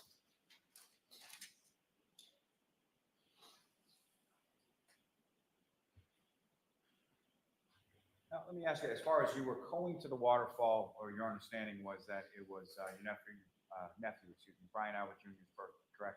Yes. And was he at the waterfall on any time that you were there? No. And at some point, did you learn where he was? Yes, I learned he was still home. And was there any conversation, or do you know why he was still home? My understanding is I thought we were waiting for him. He never showed up. My understanding was he chose to stay home. I had a couple friends over the house. Now, from the time that you were in, the waterfall, how would you describe sort of the mood or the demeanor of sort of the group at large? Everybody was just having a good time, hanging out, socializing, talking. As I said, there was a live band playing for a little bit, and just a normal evening. And as far as the defendant and Mr. O'Keefe were concerned, from what you could see or your observations, was there any sort of fighting or arguing or anything like that that you observed between the two of them over the course of the evening at the waterfall? No, I did not.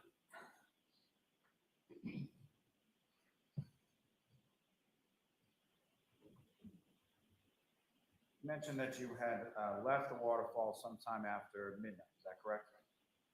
Yes, that's correct.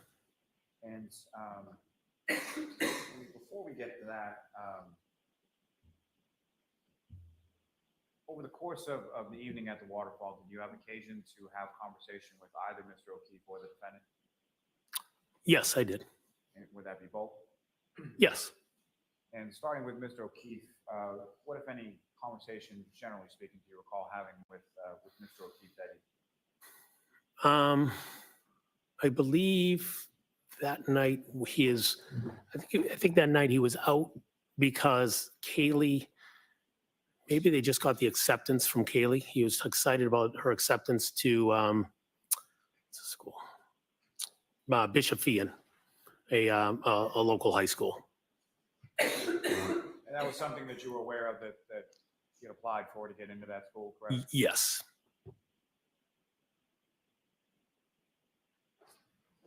And with respect to Ms. Reed, what, if any, conversations you recall in regard to her? Normal conversation. She, hi, how you doing? Good to see you. She made a reference to myself asking how Jen and I do it. And I said, she was talking about with the 4 girls. How do we do it? How do you raise the 4 girls? You guys look happy. And I actually joked to her. I said, well, we're at a bar. Considering, it's obviously any marriage will tell you have your ups and downs. But brief, conversational, nothing of any substance. Just good to see you.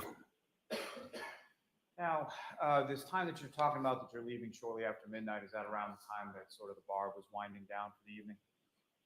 Yes. And the band that had been playing before, were they still playing or had they? No,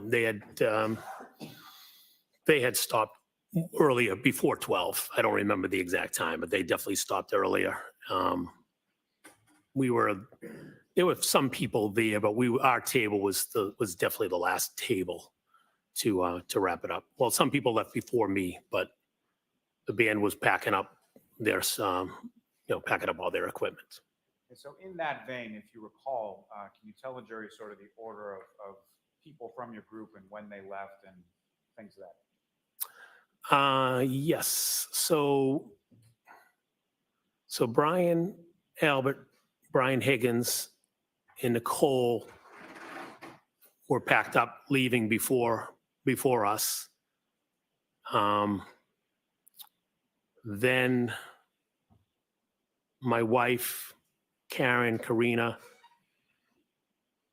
John and Chris, they started leaving before us. I think John was delayed, but they walked out, and Nick and I were the last 2 at the table.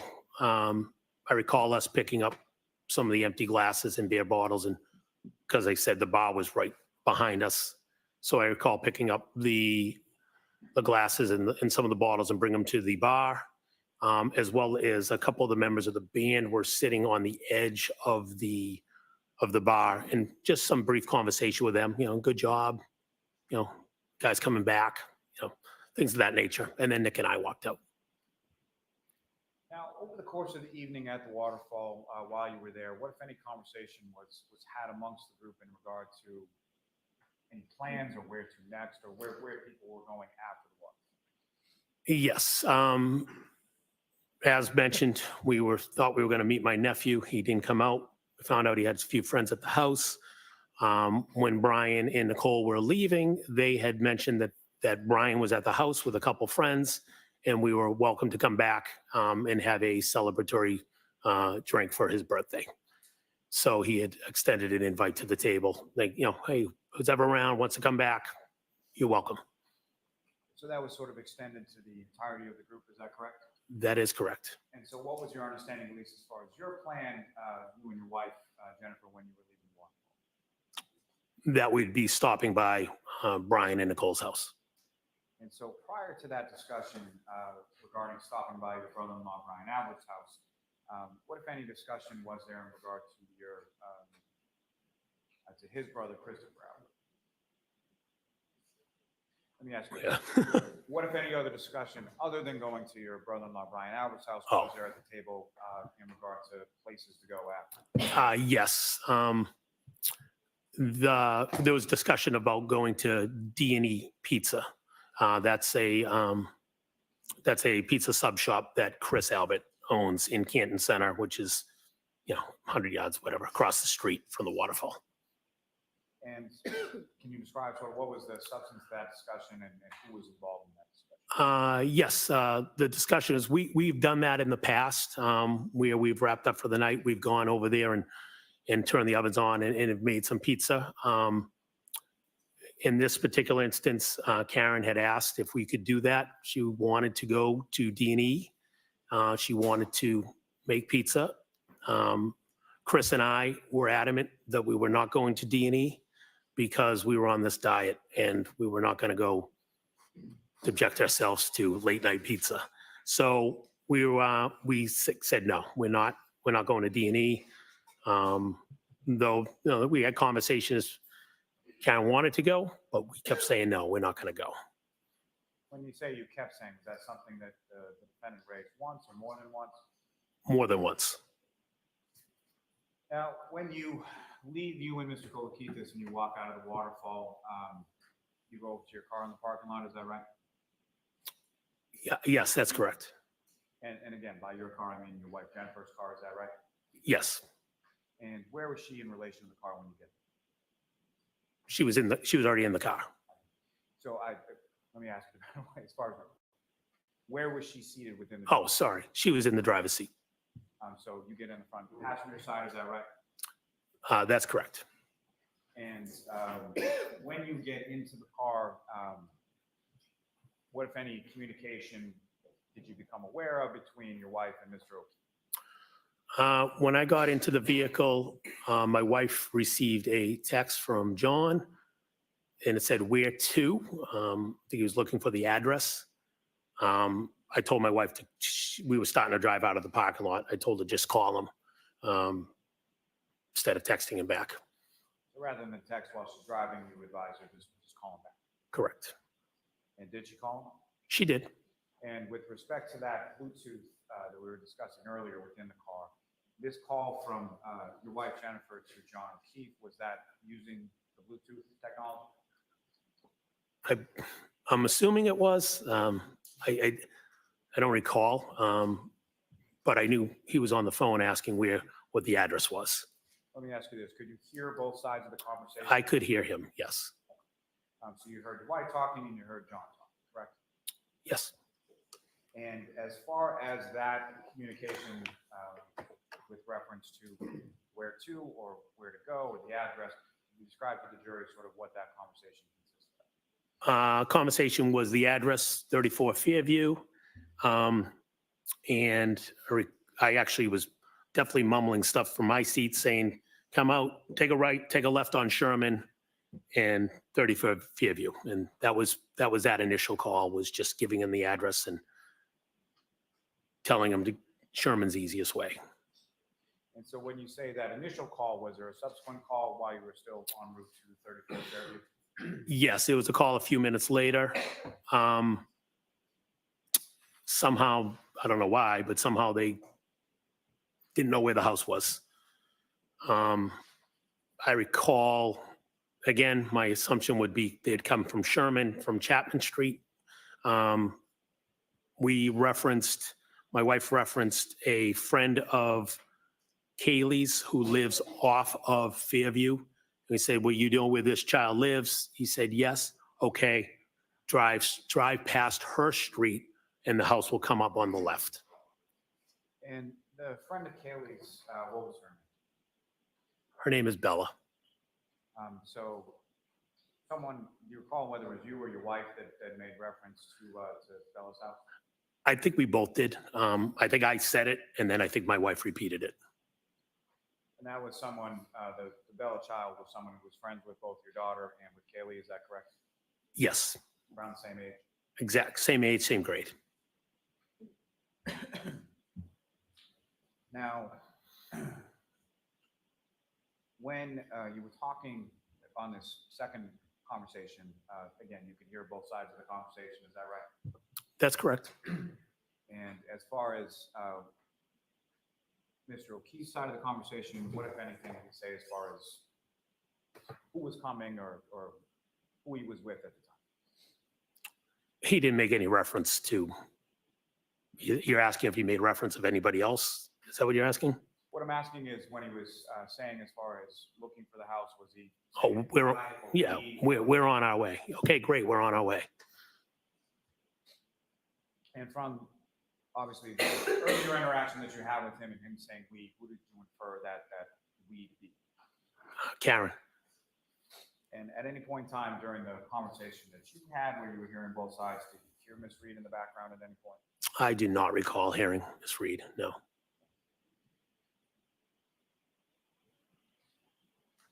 Now, about how far a drive is it, or how long a drive is it roughly from the waterfall to 34 Fairview? The way I would go, 4 minutes, give or take, 5 minutes. There's multiple ways, but depends on how you go, I guess. And the way that you go, as far as what you're talking about, is that your recollection of how or where your wife drove that night? Yes. Now, as far as when you arrive at the house, where did your wife park the vehicle in relation to the house? She pulled the vehicle into the driveway. And you're obviously familiar with the address or the residence at 34 Fairview, correct? Yes, I am. Been there several times before this evening. Yes, I have. And essentially, there's 2 garage doors on the house. There's one on the left, one on the right. Is that correct? Yes. Do you recall whether or not your wife parked on the left side of the driveway or the right side? I believe it was the left, but the driveway is fairly wide. It kind of widens out, not just the 2 doors. So I don't know if she was right on the left where where the walkway is, or if she was, one kind of more in the middle, because that driveway you could pull up even on the right of her, but somewhere, I don't know exactly, but she pulled into the driveway. So she pulls in the driveway, she parks, you guys go in the house, correct? Yes. When you get inside the house, who, if anyone, do you observe there? When we entered the house, we observed Caitlin, Brian Jr. Brian had 2 friends there, Julie Nagel and Sarah Levinson, Brian Higgins, and Brian Albert Sr. And where? in Did I the say house- Nicole? Nicole, I don't know if I said Nicole. And where in the house were they situated? When I recall, everybody was congregated when you walk in the front door, to your right, there's a table, and then there's an open floor where it goes right to the kitchen and the room with the table. They just flow into each other. So people are surrounding either the island in the kitchen and or the table area.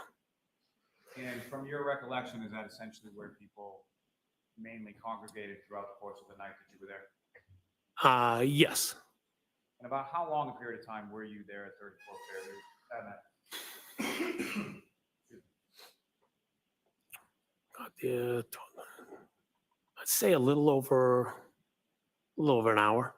No, got there about 12:20-ish. Left 1:40, 1:40. I don't know the exact time, 1:40, 1:45-ish. So You got there somewhere closer to 12:30 and you left somewhere closer to about 1:45, 2 a.m. Is that correct? got there about 12:20, give or take, and then, left about 1:40, 1:45. I don't know the specific time, but somewhere around there. And similar to the question I asked you about the waterfall, as far as how would you describe sort of the mood or the demeanor of the group in the house when you got there? Everybody was hanging out. I know Julie was excited. We just showed up. Good to see us. Brian, excited that we came by. Normal. So, fair to say, no tension, no arguments, nothing like that while you were at the house? No. And do you recall sort of what you were doing while you were at the house, or what the group was doing? It kind of hanging out, talking, sitting around the table, engaging. Music was on.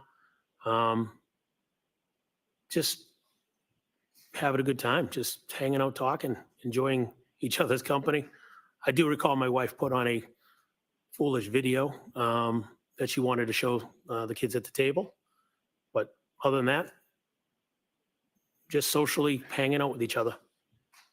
The foolish video that you're talking about, do you recall what that was? Yes. And can you describe that to the jury? It was a video for the song "It's Raining Men."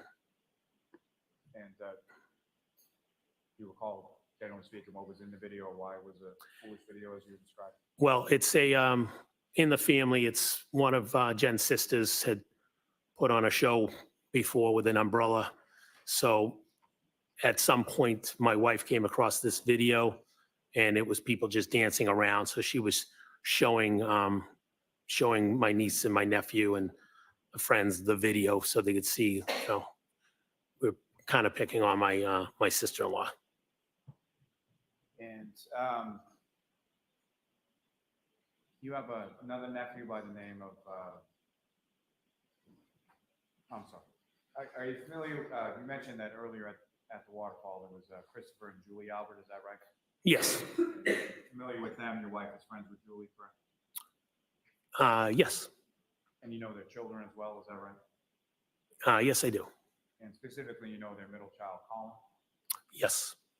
And at any point in time in the evening when you were there at 34 Fairview Road, was Colin Albert there at any point? No, he was not. You didn't see him that night at all? Never saw him. And obviously, you know your daughter, your oldest daughter, Albert, correct? Yes, I do. And at any point in time when you were at 34 Fairview, did you see her or vehicle or anything? Did you have any knowledge that your daughter, Allie, was there at the time that you were there? No, she was not. She wasn't there, you didn't see her there, you didn't know if she had been there before you or anything like that? Correct. Correct. Now, turning back into the house, as far as the group that you were with, was there any point in time that anyone from that group left that sort of general area of the dining room and in the kitchen that you recall? We were in that room. There's a room right next to the kitchen with the doorway that you can walk through. I was seated at the table, but you could walk through the doorway. You know, I know Julie Nagel went into that room because she was looking out the door. Other people could have walked in and out of that room. It's right there, right next to us. At any point in time over the course of that evening, did you see anybody sort of go upstairs or downstairs to the basement or anywhere else but that general area of those three rooms in the home? I did not see anybody. Now, at some point, you mentioned that Julie Nagel was looking outside for something. Is that correct? Yes, that is correct. How long was that in reference to after you arrived and then when that happened? Again, I don't know the exact time. I'm going to say could have been 3 minutes, could have been 5 minutes, somewhere in that vicinity. We arrived, said hello, good to see everybody. And shortly after, she had mentioned that her brother was there to pick her up. Now, as far as the Levinson and Miss Nagel, they were friends of your nephew, Brian Albert Jr., is that right? That's correct. And did you know them at all at that time, you know, when you arrived there on the 28th? Miss Levinson, I did not know. First time I met her. I definitely had met Julie before.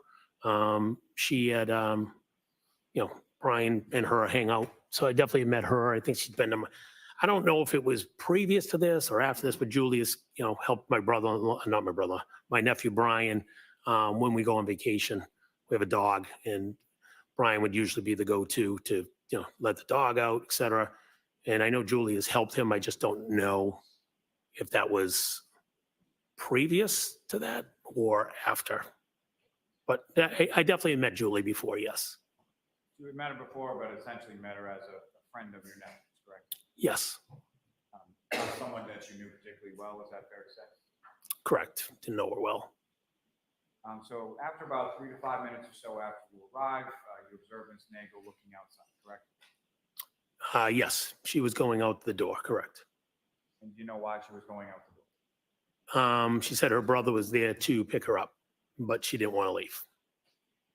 And at any point in time, did either yourself or your wife extend an offer to either Ms. Nagel or Ms. Levinson or both in regard to getting home?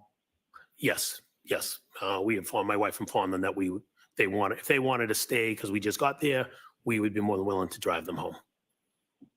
And fair to say at this point in time, you didn't even know where Ms. Levinson or Ms. Nagel lived, is that correct? No idea. didn't really know what you signed up for as far as traveling home, is that correct? Oh, well, Canton's not that big of a town, so I wasn't too scared. But yeah, I didn't know exactly where they live. I knew they were from Canton. Now, at some point, when Ms. Nagel goes outside, what, if anything, drew your attention to the outside of the house? When she went outside, or when she was opening the door, her or somebody referenced that there was another vehicle out front. And so upon hearing that, where did you go? Upon hearing that, we just assumed that was obviously John and Karen. So I don't recall if I looked out the window first or looked out the door first, but I looked out to see the other vehicle out in front of the house. And just to be clear, when you say window and when you say door, like which window and which door? Well, I was sitting at the table and right behind me is a window. Or if I stood up and took 5 steps, there's the front door of the house. So again, In addition to sort of the regular front door, is there like a storm door or something that you would have been able to see through? Is that? that would be the front door, I would call the storm door. That yes, I could see out the front. There's another door. If you're looking at the house, is your front door, windows, and then there's another door. Julie looked out or went out through that door. I either looked out the window or walked over to the front door, which would be the opposite door. Regardless if you looked out the window or you looked out the storm door at the front door, when you looked out, what if anything did you see? I noticed the big SUV parked in front of the house. And do you know what color the SUV was? At the time, it was dark. I didn't know if it was a black SUV, a dark green, a dark blue, but it was a dark SUV. And at the time, were you familiar with either or both of the vehicles of Mr. O'Keefe and or the defendant, Ms. Reed? Yes, I knew Karen drove a dark SUV. I didn't know the make and model. I just knew she drove a dark SUV. I'd seen it at pickup and things of that nature. And did you know what kind of vehicle that Mr. O'Keefe drove around that time? I think he had a smaller SUV. I don't remember the make. Do you remember what He color had it was? you know what? I don't remember the color of his SUV. He had another car too that he drove around. I remember that. That's about it. And when you're looking out from either the window or the door, where was the dark SUV in relation to the house? If you came out that front door, pretty much right in front of the house, parked in front of the house. Now, you mentioned that Ms. Nagel had left the house through the other door and gone outside. Is that right? That's correct. And when you looked out, could you see Ms. Nagel or where she had gone? No, there was another vehicle, again, coming out the front door. If you go to the left, there's a driveway. There was another vehicle over there. I don't know if it was on the street facing this way, if it was pulled in. I just looked out the front door and noticed the car to be like, oh, that's John. That was my focus. I didn't look for Julie. Now, as far as the other vehicle, did you observe at least enough to know whether or not it was behind the dark SUV, in front of the dark SUV, or something else? Yeah, it was to the left. It was equivalent to where the driveway was. And then after the end of the driveway, there was a Jeep. And after the Jeep was the SUV, the dark SUV. And with respect to, just from your perspective, you're looking out, so the driveway would have been to your left, is that right?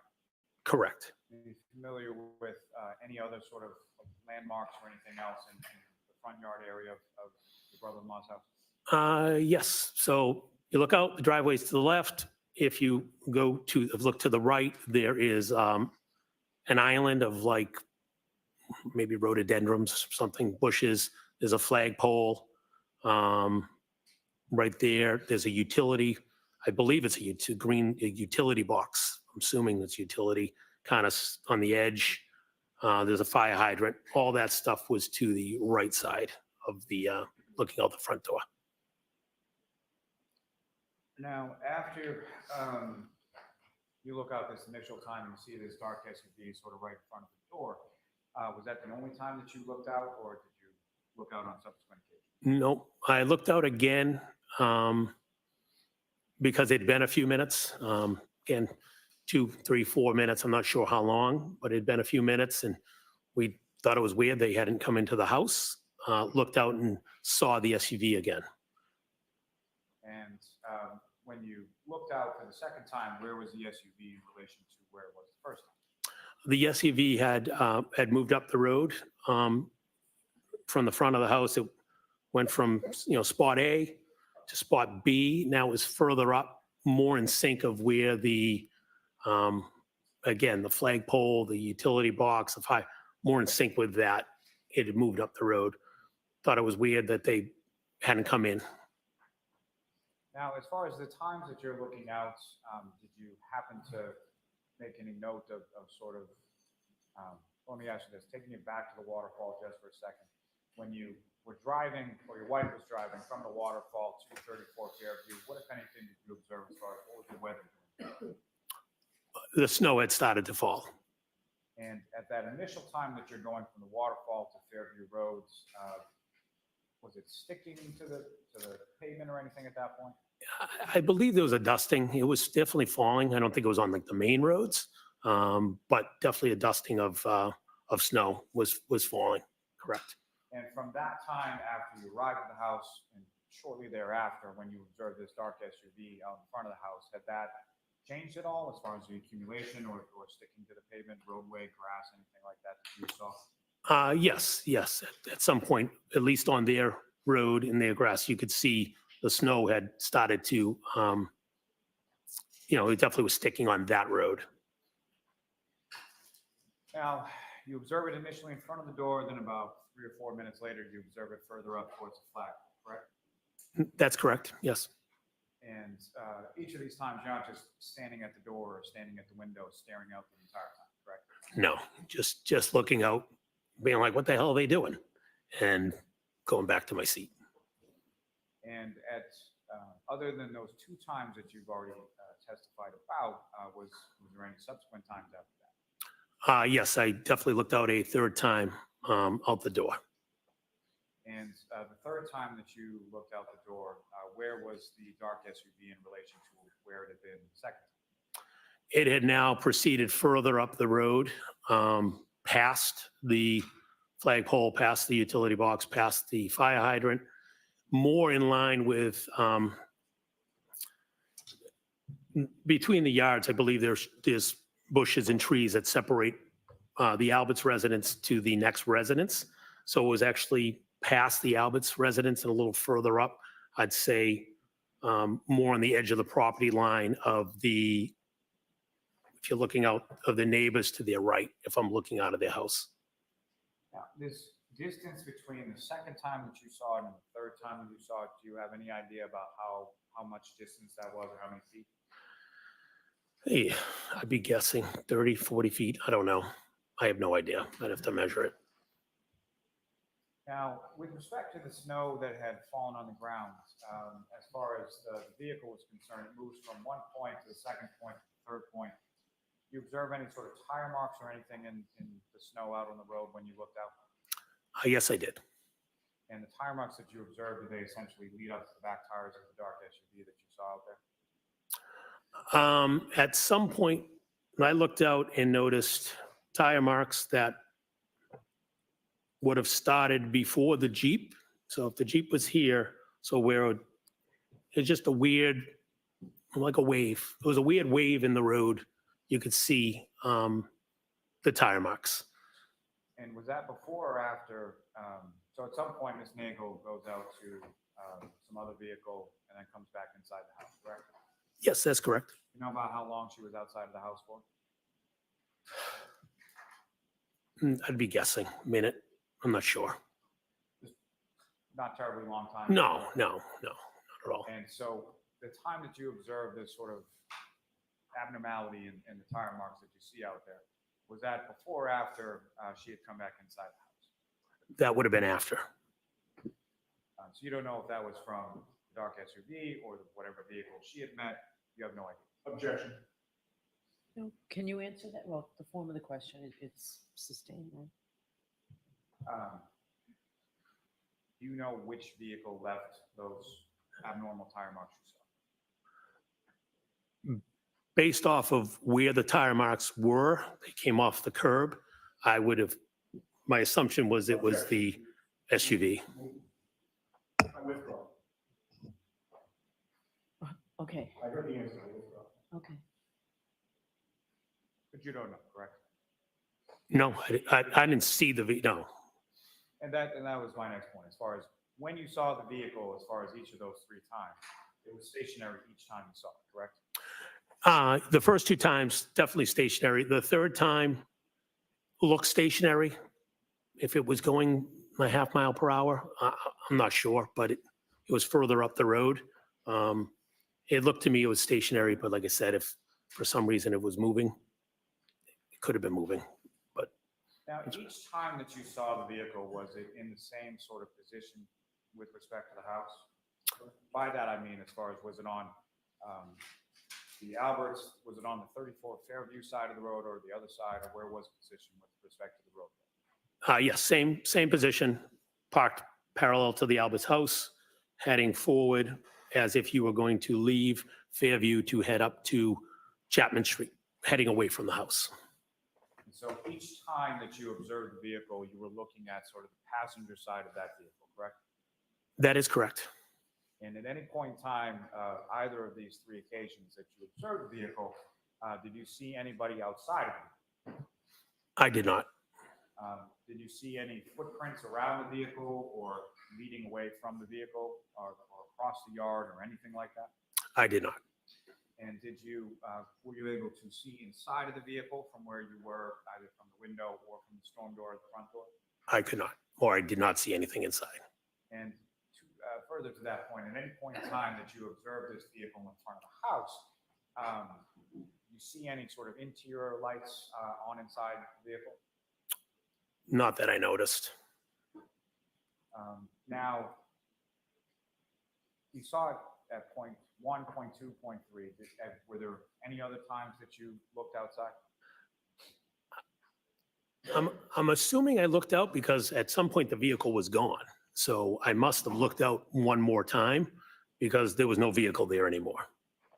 And again, I don't know if I just peeked out the window and said, oh, they left. Again, we didn't know where they were. And do you know whether or not there had been any attempt at communication by anyone in the house to Mr. O'Keefe at any point? Yes. And who was doing that? My wife was trying to communicate with John, letting him know that let him know he's here. I'm going to let that stand. And at any point, do you know whether or not Mr. O'Keefe communicated back to Ms. McCabe while they were out front of the house? Objection. Do you know? Not how you know, but do you know?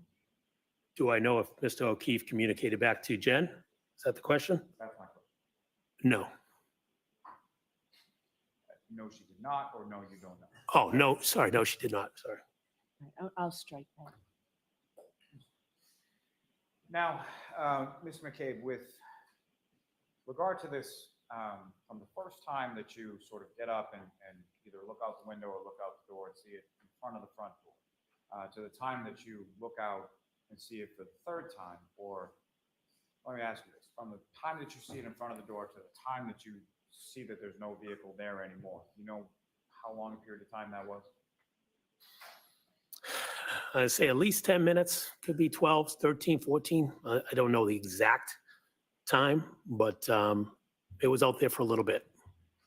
And so, let me ask it this way, as far as from the first time to the second time, you testified it was about 3 or 4 or 5 minutes, somewhere in there, correct? Correct. Were the timing in between the times that you looked out, were they relatively consistent with each other? Yes, they were. So you look out 3 or 4 minutes, look out again, 3 or 4 minutes, look out again, is that? Yes, that would be in line. Correct. And at some point around 1:45 or 2 a.m., somewhere in there is when you leave Fairview Road, is that correct? Yes, Do you recall who drove your wife's vehicle home that night? I drove. And who, if anyone else, was in the vehicle, and where were they seated within the vehicle when you left? So we were driving Sarah Levinson and Julie Nagel home. They were in the back seat of the vehicle and my wife was in the passenger seat. I don't know who sat behind the passenger, who sat behind the driver, but they were in the back seats. Your Honor, if at this time of the court's permission, I'd like to publish for the jury and for this witness exhibits 71, 72, and 73. Okay. Ms. Gilman, if I could have exhibit 71 first.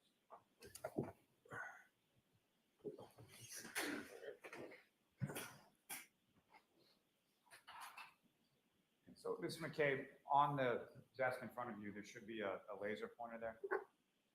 If you just click that button and point at the screen, if what I or anyone asks you to do so. First, just with reference to what's up on the screen as exhibit 71, do you recognize what that is, sir? Yes, I do. And what do you recognize? 34 Fairview. And absence from the snowfall, obviously, is this essentially what the house looked like on that early morning of January 29th? Yes, that's correct. And if you could, with relation to the window first, and then the storm door that you were talking about, that you were looking out from the house, could you, using the laser pointer, show the jury where that is? Is that working? That would be the window. That'd be the storm door. And with respect to the first placement, the first time that you look out and see the dark SUV in front of the house, is that visible in this photograph? Wait, can you repeat that? Sorry. First time that you look out and you see the dark SUV in front of the house, is that position, is that visible in this photograph? I'd probably catch the very back end because there was a Jeep parked right here. Right here, so it'd be right there. Ms. Gilman, if I could have exhibit 72. Again, sir, do you recognize what's up on the screen? Yep. It's another photograph of the residence of 34 Fairview, is that correct? Yes. If you could, using that laser pointer, could you show the jury or demonstrate to the jury where that vehicle was the first time that you saw it? Say right about here. In this general area. The second positioning that you were talking about, is that visible in this photograph? No, it'd be further up the road. So Ms. Gilman, if I could have exhibit 73. Again, you recognize what's depicted now in exhibit 73? Yes, I do. And that secondary position that you observed the vehicle in is visible in this photograph? Yes, it is. So if you could, sir, just direct the jury's attention to where about that. In this general area right here. And the third positioning that you saw the vehicle in, can you describe where that was? Yep, it'd be further up the road. Let's say, give or take right there. Thank you, Ms. Gilman. You can take it.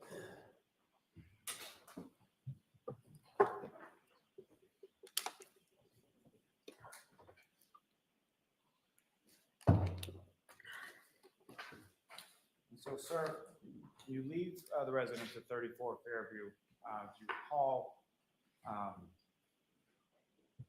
as far as the weather was concerned, what was the weather?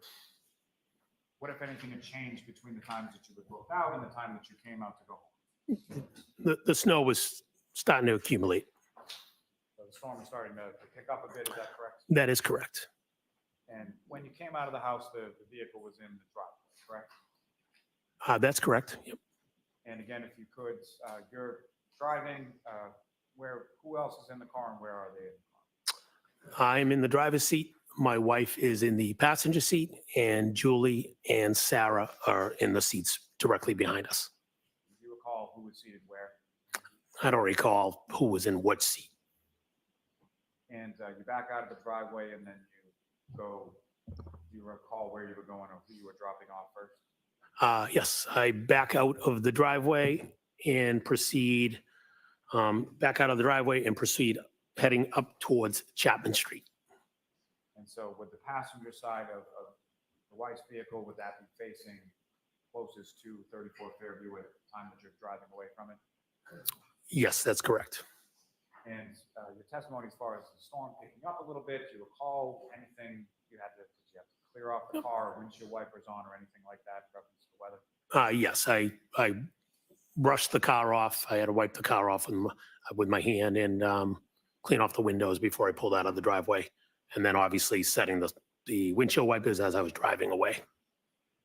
Now, that area over where the secondary position that you observed that dark SUV in over by the flagpole, do you recall any sort of like street lighting or anything, ambient overhead lighting in that area? I don't recall it, no. As you're driving away from the house, do you recall whether or not was there any conversation or music playing or anything like that in the car as you're driving away? Yeah, it was chitter chatter. You know, my wife was turned towards me, like turned in, talking to the girls behind me. I know at one point somebody was joking about, I don't know, peanut butter and jelly sandwich or something. Something about bread. I forget what it was. And then I drove up the street. And as you were driving up the street and away from the residence of Fairview, what, if anything, did you observe abnormal on the side of the road? Were you looking at the side of the road? I was not. I was focusing on the snow coming down, the windshield wipers, and driving up the street.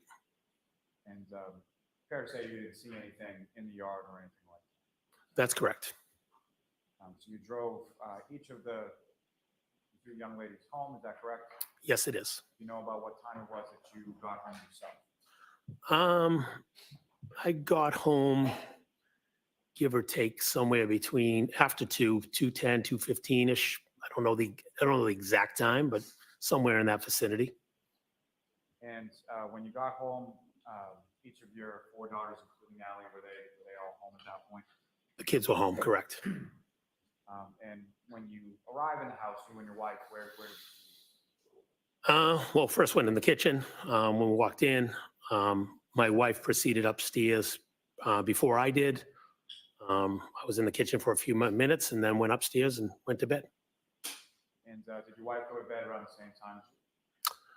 Yes, she might have already been laying in bed before I physically got in the bed, but yes. And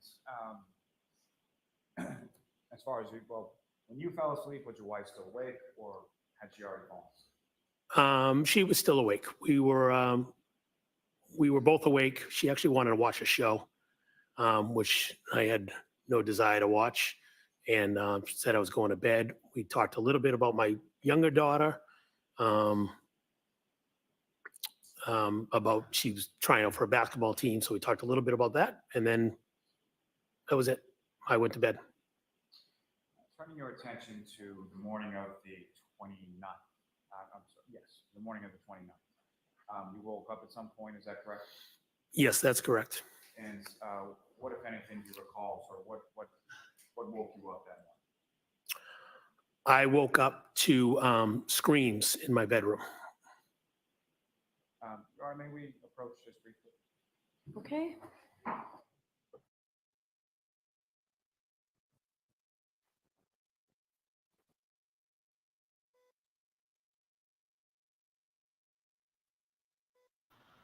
They're going to be ending here pretty soon because it's Thursday, so they only do a half a day. Thank God, because this is boring.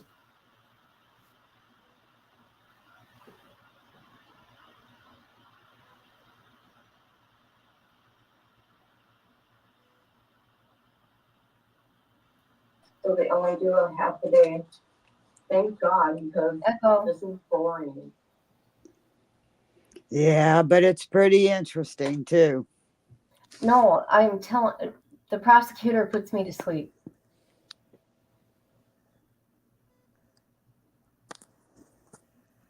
So they're going to come back and we're going to end for the day, people. That's all right. I gotta go get my shots anyway, and Yeah, come and I home. gotta cook me something to eat. So we will send you home. Please make sure you. Yeah, I knew that follow was gonna the happen. Cautions, do not discuss this case with Yep. anyone. Don't do any independent. Boy, you know what you're doing, don't you? No. You call it every time. I just know what this judge is gonna do. This case, please disregard it. Let us know. Tomorrow's a full day. We'll see you tomorrow. Thank you very much. All rise for the court, please. What will happen? Dang, I wanted to hear what he heard, what he woke up to.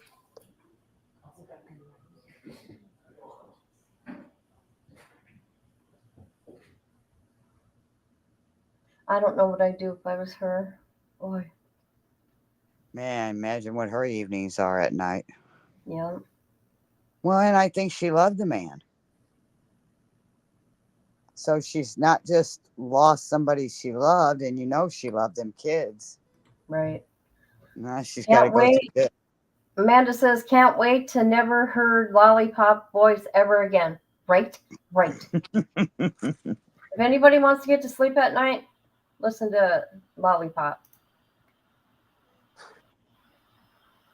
Oh, it's that boring. He is. The prosecutor? That prosecutor, I don't even know how he's got that job, in my I don't opinion. know.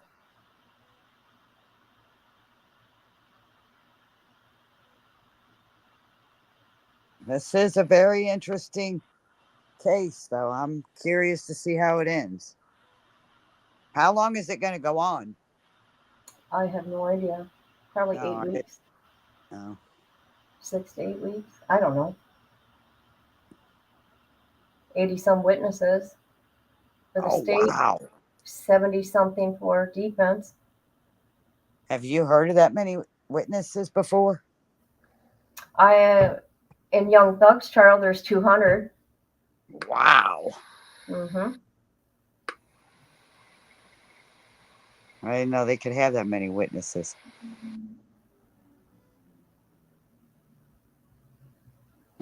The state can do whatever they want.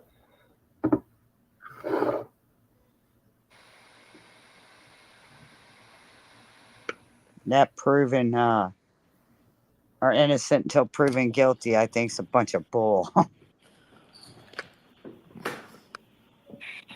Seems to me like you got to fight for your innocence. Right. You're already guilty. Okay, I'm going to get going, guys. This is over. All right. Thank you for being here. I need to go eat. Goodbye. My head is killing Thank me. you. Thank Okay. you, everybody, and love you, Kit. See Love you you tonight. guys. Bye-bye.